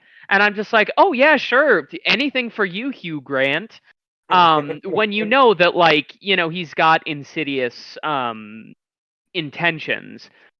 I just think it's truly a performance like no other, especially from a villain that, if you look at any trailer for Heretic, you know that Hugh Grant kind of looks like a dork. But the fact that, like, that happens and he's still so, like, disarming and, like, almost affable while being this, like, horrid person, you kind of, like, I feel like especially understand by the end of the movie how he got away with everything he did. And I would just add, what helps kind of elevate that is kind of Hugh Grant playing into his own reputation in that for a long time he was like known for like really like Notting Hill music and lyrics, Love Actually, like he was a sappy rom-com guy for years and years. But behind the scenes, everyone knew that even though he could be very sweet on camera, he was like the grumpiest man alive off camera. Like there's whole stretches of his filmography he can't bear to look at because he's I don't think like a mean guy, but just very curt. And I think that he's played some of that exhaustion into his age as he's grown into a different career. So you see him take villainous roles in like Dungeons and Dragons and Paddington and in this, and especially in this where he can kind of still play on those like dashing qualities he has while using them to like beguile and trap somebody. Yeah, I 100% agree. I think that, well, I mean, he's a celebrated British actor, so he probably is like, he has reason to be grumpy. And of course, Paddington, Dungeons and Dragons, and this movie have the exact same tone. So, no, but I agree. I think that like he just plays it very disarmingly, and it's nothing quite like, I don't know. It's a bit hard to explain, but like, how a lot of when you see like a villain performance and like the main character's about to trust him, you're like, oh, how could they do that? They're clearly like lying. Or there are villain performances where they say something and you're like, I don't know about that. But with Hugh Grant, every single time he says something, you're almost like, but he just seems so nice. He's probably like, should we go downstairs into the murder basement? I feel like we could trust this guy. And I like think we as viewers know we can't, but like he's so committed that's like, shit. Like, and moreover, I think he puts them in situations where they don't have much of a choice. yeah, And which yet, I think yeah. plays into like the theme of the movie and especially what happens in the end. Yeah, I mean, I think it's definitely going to be a nominee for best performance. Just like absolutely insane. The character, not just built from like the script, but the way that like Hugh Grant like kind of molded and shaped that. I don't know. Do y'all have any more thoughts on the movie? Because I know we all saw this one. I also think Hugh Grant was fantastic in this. He was easily the best part of the movie for me. The thing about this movie, and like we said, we're not going into spoilers, so I can't fully go into detail about why this was such a disappointment for me. But I will say that the start of this movie was really great and was setting up something really cool and like dreadful. And like I can pinpoint a specific part of the movie that just made my heart sink from realizing, oh, I don't like this anymore at all. Because it was it was just one word. It was a single word that they said that. Here, can you text this to me as well? Because I'm curious to hear. But go ahead. Drop it in the group chat. I'd like Yeah, to. yeah. But So I'll drop it in the group chat for y'all, so we're not spoiling, you anything for anyone listening. I'll drop the one word that made me drop my rating from like an 8 or a 9 to a 6. And it's that. But Dad, we love that game. It's just I feel like this was setting up for a very different kind of movie that is not really common. The type of horror that I really, really like, and that really gets to me. And it's probably one reason why I really like Longlegs, because it kind of does do that. But yeah, this movie kind of, I don't know, it started off great. It started off with this great setup and kind of turned into just another horror movie for me, and that was really the big disappointment. I think that is definitely fair. Like, I do wish the ending was different. I think if the ending was different, it could be like a perfect movie. But it did seem like, I guess almost that they wanted to like ground it. They were like, oh, I guess that's a spoiler too. I feel like, I guess I'll just say that I felt like with the ending, they wanted to give a grounded explanation, but it wasn't as satisfying as like an almost over dramatic explanation would be. Like, I feel like in a movie, especially like this, something like very dramatic and insane would fit perfectly. Yeah, the ending just kind of recontextualized everything that happened before it and kind of made me think it's kind of switched it from being like, oh, this is kind of funny, kind of spooky. It just kind of changed it to be like okay, why did any of this need to happen in the first place? It's a bit. I was, watching it impaired. It kind, it was very entertaining because you are truly like, well, how can they explain this? How can they follow it up? And the answer is kind of, well, they don't, but it's still entertaining. Yeah. But yeah, I think Heretic at the very least should be watched, because I think if it does get enough eyes on it, I could see Hugh Grant's performance being like, honestly, one that they show in like acting classes. I think it is fucking incredible. I think those two girls aren't to be undone. I could be wrong. I think they're both former Mormons. Oh, really? Yeah, the darker haired of the two is on Yellow Jackets, which is one of my favorite shows. And then the other one was Sister Paxton, who I never saw a movie or show with her in it, but she kind of, I don't know, there was this like, growing up in Colorado, which is like Utah spillover, we have kept company with a lot of Mormons, and it's a little fascinating how it almost like there's, man, how do I put this? And I don't want to sound mean, but there's the very plucky Mormon who is very into it, and then like the more jaded of the two.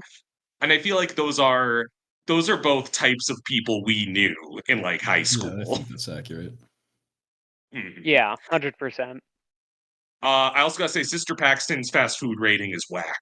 She didn't even It include is Culver's. how do you put The Burger Wendy's King that of religion. Right. Dab, you ready Um. to? Oh, sorry, Will. Oh no, I was just gonna say, Dav, are you ready to control this conversation? Yeah, speaking of magic and wizards and Wizard of Oz in Kansas and the Yellow Brick Road and all this, I'm gonna toast Arcane Season 2, which released in 3 acts this month and just wrapped up this weekend. Really, really fucking awesome. It made me actually purchase a Netflix subscription for the first time in like 3 years just to show my support for it. Oh damn. It's really incredible. I rewatched the first season right before to prepare myself for it and had a wonderful time. I'm only about an act or so deep. I think I'm like 3 episodes in, but I'm happy to hear anything that's not a spoiler. Yeah, I'm not gonna go into spoilers with this. Like I Yeah. said, it just finished up as of recording like 2 days ago. So we're not going to go into spoilers here. I'll keep it vague. So it does pick up right after the ending of the first season, which, as many remember, was a huge cliffhanger that we had to wait 3 years to see the resolution for. And just kind of showing, who survived the terrorist attack and how is everybody affected. And so it does some very interesting things with that. We get a lot of like character building to start off with, but we also still get a lot of incredible action sequences and like musical scenes. I think one of the episodes of the first act, it might have been episode 3, starts off with a musical sequence, which is just incredible. And I really liked where they kind of took a lot of that. I think that it was very faithful to a lot of the characters as they've been established. I thought it was really cool to see them kind of cope with what's happened and kind of have tension between them depending on kind of what parts they played. And so, yeah, I mean, the first act was really like perfect for me.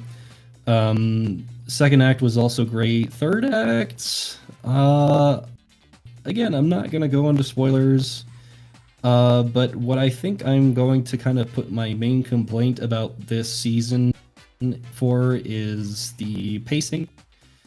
I don't think that all the characters had enough time to really breathe, and as a result, some of the moments that are supposed to be kind of more emotionally significant don't hit as hard. The ending of Act 2, I know people were kind of talking about it a lot. It didn't really do anything for me. No spoilers, just involves a character that I think really should have gotten more time to kind of shine because they were introduced in this season, and there's only so much you could really do with them when we have all these other characters that are also being given the spotlight. I personally think that there is way too much time given to Ambessa. She's a neat character. I like when they introduced her in the first season. They make her so significant in this that they put her in the opening credit sequence, and it's just a little too much for me. She's more of a fun character in small bites. Is she the one who has a robo-arm? She's Mel's mom. Okay. Oh, okay. I think maybe if you remember from the first season, she was introduced in like the last couple episodes, and she was cool. I don't feel like she needed to be a main character, and I feel like it took time away from other characters I would have liked to see more of. I think that Jace and Victor really get a lot of great stuff in this season, and I loved seeing where their stories went. I think Echo needed a lot more time because he's probably my favorite character in the show. I was gonna say, I hope he gets a little more of his dues this time, but there's an episode in Act 3 that is pretty much all him, and that is really awesome. But I would have liked to see more of him kind of in the rest of the season as well.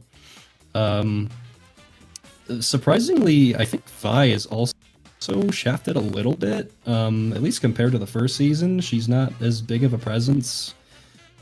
But other than that, she is basically, I was going to say she's almost the main character, so I guess I can't be, of season 1 that is, so I guess I can't be too mad if the focus maybe shifted.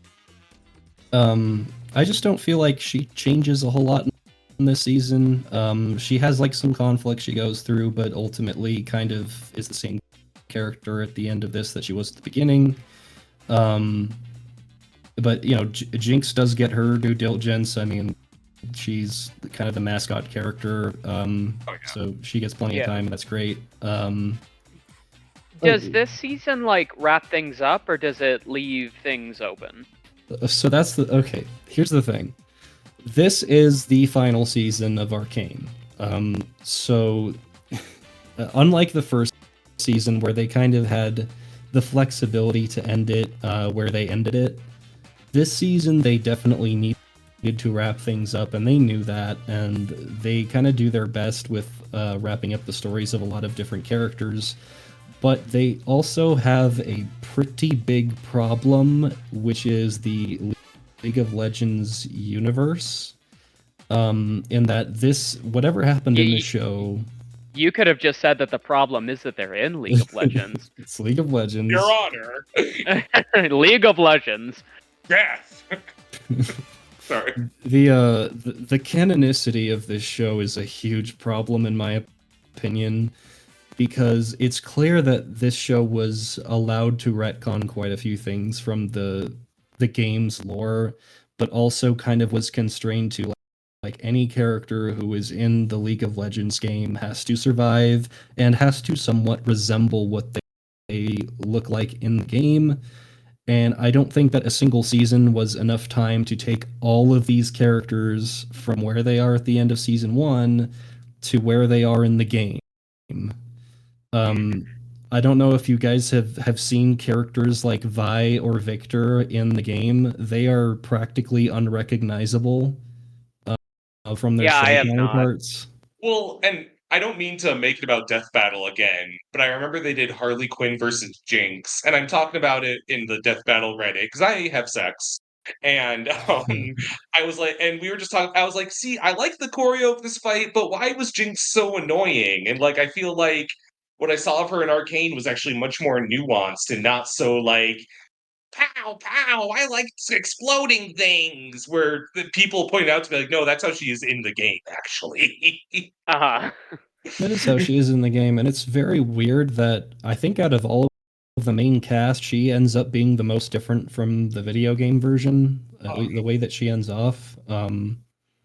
So I think that this has caused kind of a stir in like the League of Legends game fandom, because I think that a lot of people are kind of disappointed with how with certain characters they didn't really try all that hard at all to get them like the games, and in other characters just go from 0 to 100 to be more like their game counterparts. From what I can tell, the finale of this season has not been received too great. And one of the reasons for that is because this is not the last League of Legends show. They've already announced that they're working on, I think, 3 other series that takes place in other regions of the universe, which is a good idea in my opinion. But it meant that they had to set up some things in this show for those other shows because the continuity is going to carry over. So like in this season, they introduce like as part of Mel's storyline the Black Rose thing, and that just goes by so quickly and is not ended very well. And I just know that it's in service of a show that is not out yet. And that is kind of the main problem with the ending, is that it doesn't really wrap a lot of things up as well as it should. You know, certain plot threads do get wrapped up pretty well, and others just don't. They just kind of they don't even really end on a cliffhanger. They just kind of don't end. So I'm curious. I'm curious to see like what they do with the other League of Legends shows. I am not a fan of the League of Legends game or any of the games that Riot has released. I will never ever play League of Legends again. I don't understand everybody's like the meme of like, oh, this show will trick you into playing League of Legends again, and it's like, no, it fucking won't. Not for me. I don't care. That game fucking sucks. This show I can understand is totally different. So I'm cautiously optimistic about the shows that they are producing to follow this up, because if they don't share the same level of amazing animation and writing and stuff that this does, then like what's the point? They're gonna be showing a new show, and it's gonna be like, oh, the fucking all of the other Reindeer studio is doing this. What the? Well, and I would, the art and animation is so next level that like it was like what 3 years in between 1 and 2. Yeah, 3 years. And to Netflix's credit, this could have easily fallen into the stream of things I enjoyed season 1 of, but like just forgot about when season 2 rolled around out of nowhere. But they didn't do a bad job marketing this for once. They rolled out a red carpet for its actors, and Haley Steinfeld and Ella Purnell were doing press and, obligatory auga. But even all that aside, like, it reminded me of how fucking good their chemistry was in that first season. How, like, I thought those two were so good as sisters and as sisters to enemies. So hearing that Vi kind of get shafted kind of makes me wonder if we were getting catfished, and we don't see very much of that dynamic here. I mean, the dynamic is still here, and it's still like I think that this season in particular has the best action sequences in the show, and it has some of the highest highs. Overall, I still prefer the first season. I think it was a more consistently great package from start to finish. This one, I heard this one has something like a sequence in all charcoal. What the fuck? That sounds really cool. I probably wouldn't have like specifically caught that it was all charcoal myself, but I wouldn't doubt it because they do some crazy things with the art direction in this. Oh yeah, and to your point, like you were saying, like if it's, I don't know if it's another show set in this, like another show set in the League of Legends universe, like Arcane is over, but they're gonna expand on what they like a spin-off, I guess. My interpretation is that they are going to share a universe with Arcane, but they're not going to be Arcane, and most of the characters are probably not going to carry over either. But it's just like different regions within the same world, because there is like a lot of expanded lore outside of this show, and I would be very interested to see like how in the universe of Arcane there is like a cat girl K-pop group.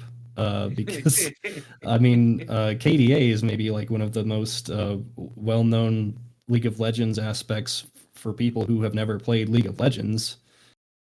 I want to know how that fits into this universe. That's kind of weird. That would be fun to see. Yeah, I don't know if I have my doubts that they're going to be able to catch lightning in a bottle twice, but I don't know. Yeah.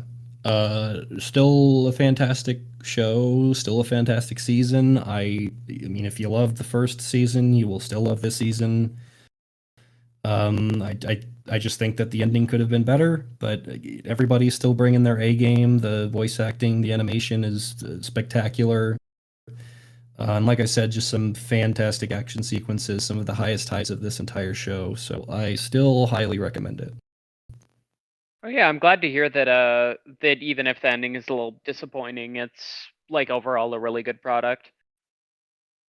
Yeah, it certainly doesn't ruin it. It's not like a terrible ending or anything. It's just kind of not an ending. Is the problem. All right. Mind if I wrap this up with one last toast? Yeah, take it over. No, Tommy, you don't get a third turn. Oh, what? All right. So, Thanks for coming. Well, Will, you say that like you psychically guessed what I'm talking about, because it's something that I think you're predisposed not to care for, maybe. I'm curious. Go ahead. Now, it's not something you've seen, but it's connected, I would say. So, I've been watching very normal TV show, Twin Peaks and Twin Peaks The Return, and I'm going to toast those. So a lot of my appointment viewing has been because of the Blank Check podcast. It's kind of my current favorite, and they just cover a different movie every week, kind of in chunks by director, covering their filmography. So it's kind of like book club. I can check out the movie and then tune in for the podcast. So it's been the films of David Lynch, and rarely do they tie in TV. But Twin Peaks is so essential that got implemented. And, the works of David Lynch, very normal, very easy to understand, not weird. I made y'all, I was like, well, I shouldn't keep, maybe Will and Dabble like this, and I made y'all sit through Inland Empire, which was maybe the wrong one to start you off on. But I liked it. yeah. But it was very. I will just to assure you, it's not every Lynch is even that weird. That was like bizarre even for That's him. good. Yeah. I No, think and we'd I've like seen stuff about Twin Peaks, and it looks really cool. right, and it's like it's in the DNA of so many things we like Gravity Alan Wake. Falls and Alan Wake. Yeah, Hell that yeah. I've been watching it pretty quietly since the summer because it's not long, but it's decently. I mean, so there's the original 2 seasons, and then there's the return, which is like the revival some 25 years later.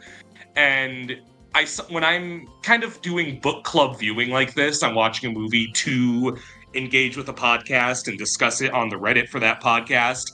I can get very daunted if I don't always get it right away.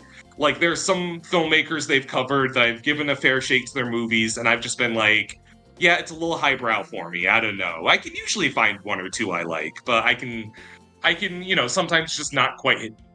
And Lynch, it's very surreal and it's very strange. And it's very refreshing to see everybody else be like, yeah, I don't know what's going on in Twin Peaks either. That's kind of the fun of it.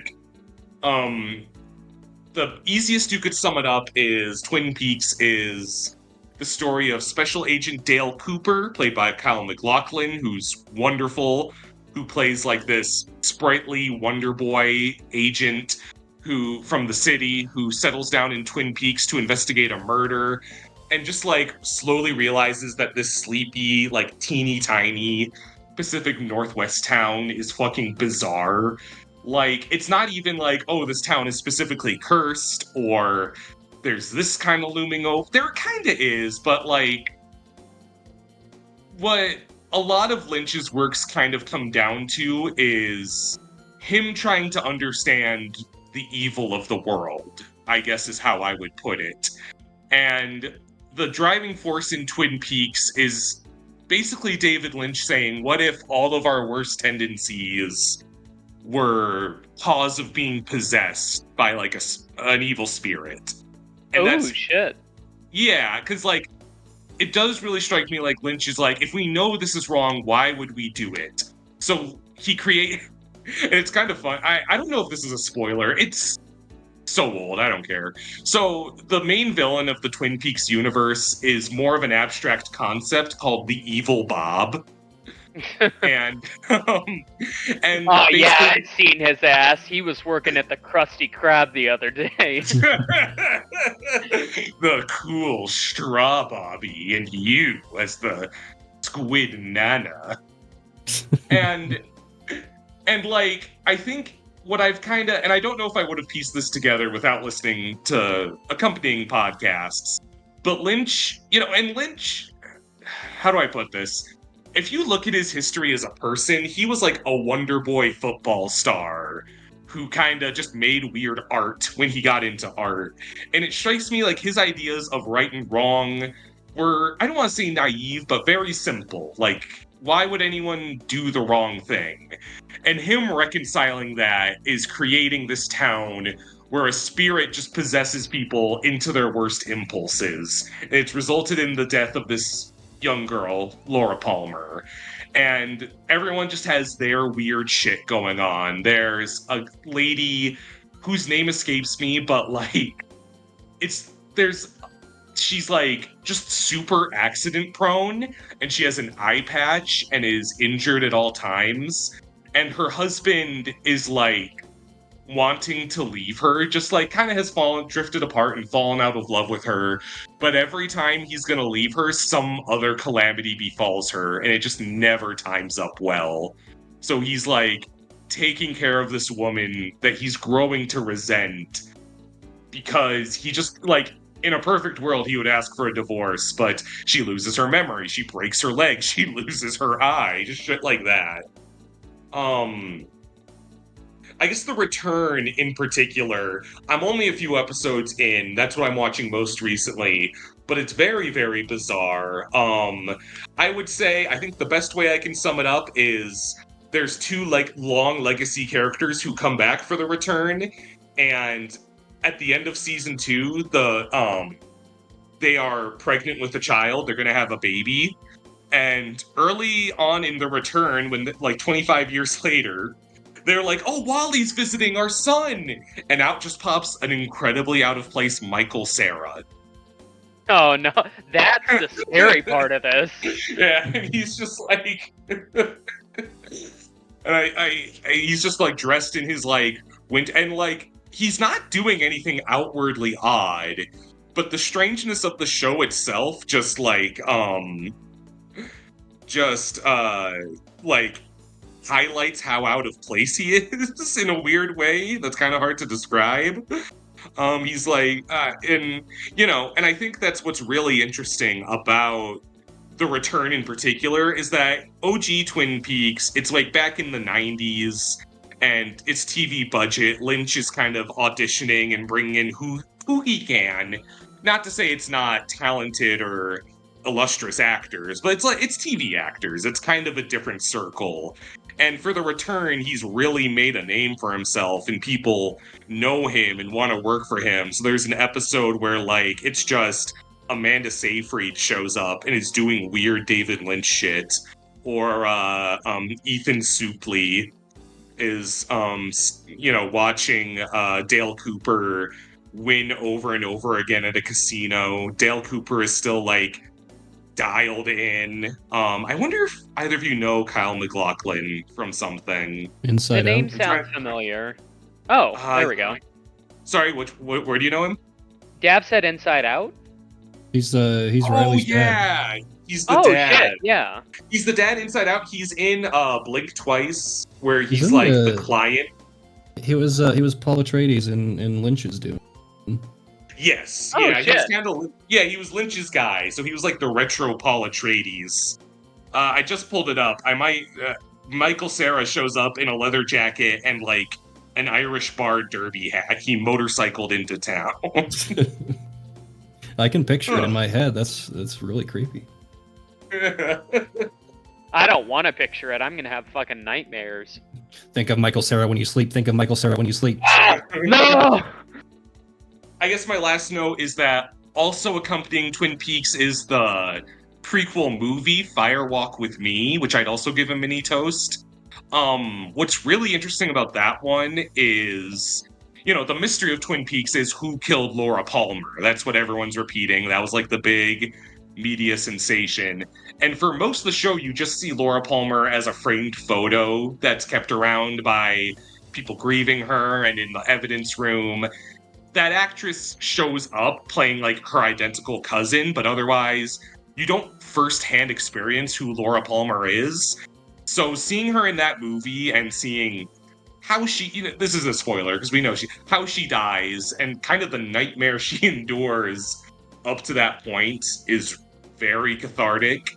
I think that actress does an amazing job because it's an impossible task to be like, what does Laura Palmer act like, and what were those last moments of her life like before she died and became this martyr and this big mystery in this little town? But she does an amazing job. So that's our Twin Peaks talk. If you watch it and end up not getting it, do not look at me. I don't know what to tell you, bud. News? Here it is. Here's the news. All right. Much obliged to Dav because he's been very good helping me gather news bulletins. I'll pull up the list he sent. Here we go. Sony shuts down Firewalk Studios, permanently ending Concord. It's just so sad. It's true. I can't believe that happened. Honestly, I'm still like 99% sure that it was a money laundering scheme. Yeah. But I just think with all the money they poured in and with all of this shit, I just like, I don't know, it seems like something that like Walter White would do in Breaking Bad to launder money. But like, they would be like, no, he can't do that. It's too obvious. Right. I'm so sad I'm never going to get to play as my favorite Concord characters again. Oh, yeah, like who? Monkey Face and Glupshido. There's Fridge Armor, the lady who kind of looks like she's wearing a fridge. That's her name, Fridge Armor. Yeah, all of my favorites. Weirdly enough, that's her birth name before she even put on the armor. Yeah, they just called her that.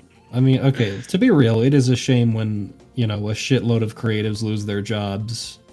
That being said, this is 100% Sony's fault. They really, really fucked this up so badly. And it's why I need Astrobot to win Game of the Year at the Game Awards. Show them what they should be putting their fucking money into. But I don't know. They never learn. And maybe I'm just having deja vu, because, we talk about catastrophic gaming news every month. Did we talk about Netflix shutting down its gaming division, last month? I think we did, but either way. Still, yeah, because no one knows how this industry works anymore. Yeah. Xenoblade Chronicles X is coming to Switch. Yeah, Doesn't matter, Uncle Phil. Definitive Edition is better than every Xenoblade game. Have you tried X before? No, Al. Because I've heard that one's really great, and you know what? It takes place in a futuristic Los Angeles, so you get the 4D experience. Oh, shit. There's a futuristic Pink's hot dogs where you can wait in line for an hour, and the hot dogs are from the future, right, Will? Absolutely. Oh, yeah. I made Will wait in line for an hour for Pink's hot dog. She wasn't thrilled about it, I don't think. I mean, to be fair, I was just very angry at that point. So you're just I was just I need food, but fucking it was worth it. I love Pinks. I don't mean to put you on what you almost made an executive decision. You saw the line and you're driving. Hey, it's I'm the driver. Because, that was on the list of things I wanted to do for my weekend in LA, and Will takes one look, and is nope, and, and Jay and her partner had to, advocate for me, and I'm in the back, Mom and Dad are fighting. It worked out, though. Yeah, it was a wonderful day. On the real, what's cool about this, though, is that it means every Xenoblade Chronicles game is on the Switch. Oh, that is true. Including 2. We also know that...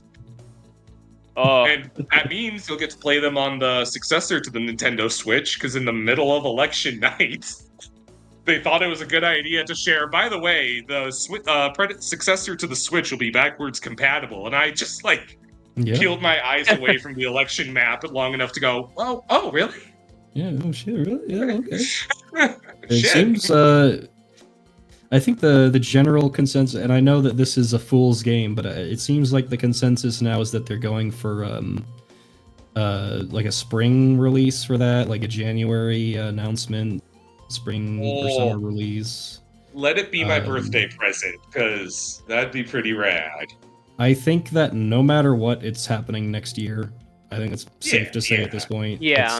There's no way and it's going to 2026. I think a ukulele game was straight up we're on the next Nintendo console. We just can't say what it is yet. Yeah. They just put Nintendo. We're on, the Nintendo, and they put the eye emojis.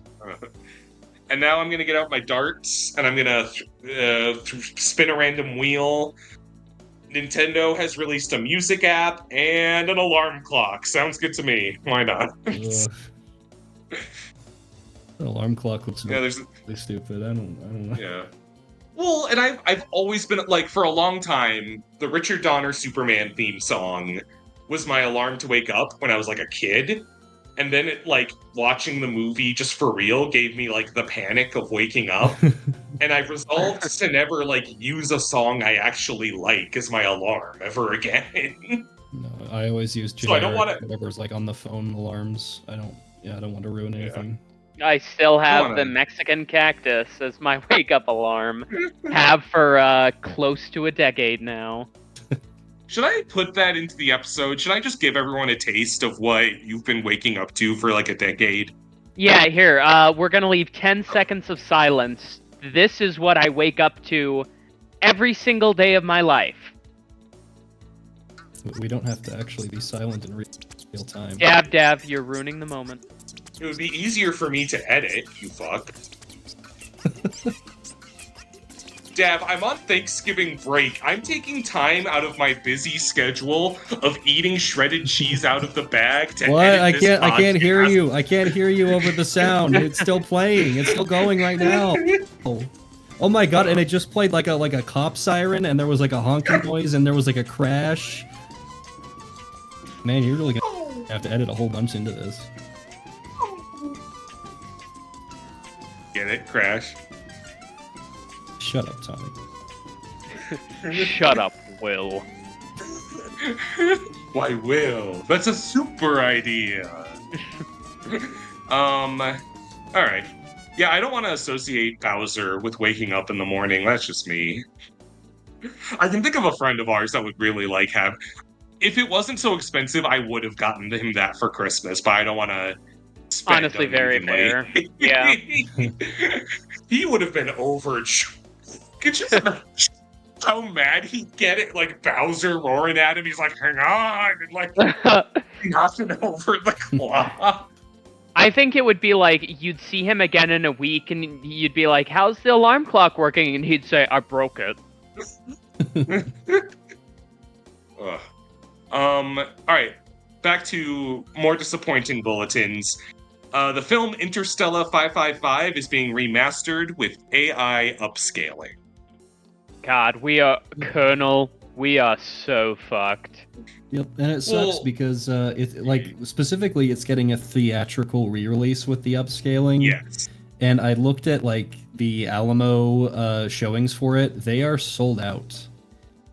People are showing up and they think that this, like, they're going to go to this. A lot of them are going to be seeing this for the first time, and they're going to think that that's what the movie looks like. Like, that fucking sucks. And this isn't the same matter as generative AI, but is it like... Or is it like... Help me wrap my head around it a little. I would almost call it like destructive AI. They did like the same thing to kill someone. It tries to upscale things that like straight up can't be upscaled, so it just kind of turns them into like a mushy blob. Yeah, it adds colors and stuff that aren't supposed to be there. Because like I've had friends who like upscale with AI old VHSs, but this is like just a complete product in the first place, is what you're saying. Right, like it did not need to be upscaled. I don't think that was just and I was because I straight up I didn't wrap my I kind of just played ignorant to be like, well, let me reserve a ticket before it sells out in case I do want to see it. But yeah, if that's the case, I'm not going to go. That sucks. I'm generally against using upscaling on like specifically things like movies and shows. It's like in games there is absolutely a case to be made for upscaling, and it works very well in terms of like adding frames and making the experience smoother.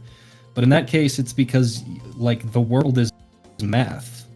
There is no intended frame with anything in a video game you're playing. But like it was something like Interstella 5, however many 5, it's 4 5s I think. It's weird. Every frame, like it's an animated film, every frame was specifically crafted to look a specific way. It's the same issue I have with like those 60 FPS interpolated bullshit stuff on YouTube that everybody's crazy about, because like, oh Jesus, you're adding like anime openings. Yeah, the people who think when you add motion smoothing that makes it better automatically. Yeah, oh, it looks so smooth, it looks so crisp and clean. And no, it just more than doubles the amount of frames with just bullshit that nobody actually drew, and it looks like garbage.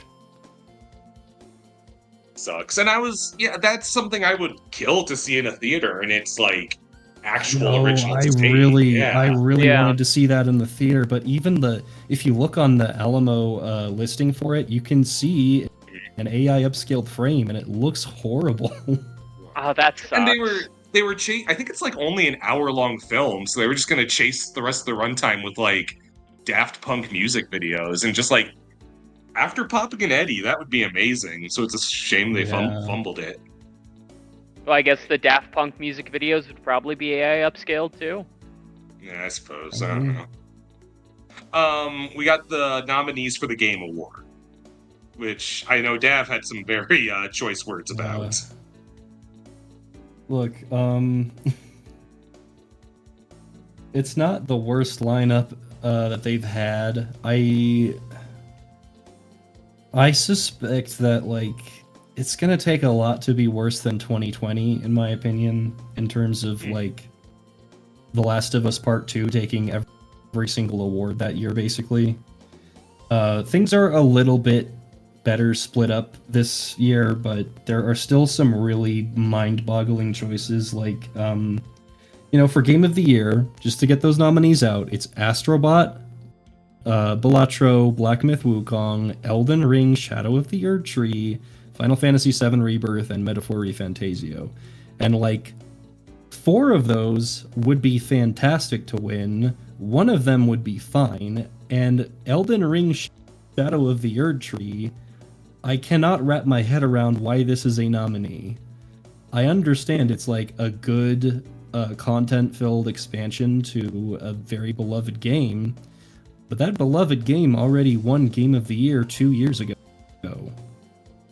I don't think it should even be in the running. I don't think it should qualify. God, it's gonna be interesting when Multiverses wins Best Fighting Game of the Year, and then it will be a perfect repeat. Yeah. Capcom Fighting Collection is up for fighting game. That with all the hype around it, that could take it, honestly. I mean, I was mainly making a joke about how, like, it's another year and Elden Ring and Multiverses have won yet again. Right. Multiverses should not win Fighting Game of the Year. Like, holy shit. Multiverses, yeah, that's another one that I think that shouldn't even be a nominee because it already won the award. I understand it's the full release now, but Jeff Keighley literally went on Twitter. I don't know if you all ever saw that, like, Ultima tweet of like the parody news article of Jeff Keighley being like, "Oh, I'm Multiverses will win best fighting game," and Jeff Keighley replied to that being like, "I did not say this. This is not true."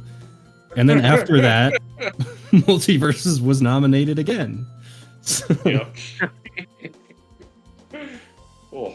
I don't know. Jeff Keighley seems like he doesn't quite understand how the internet works yet. Like, he doesn't understand sarcasm in the slightest. Jeff Keighley is such an annoying motherfucker. I really don't like Jeff Keighley. Dav, wrap it up.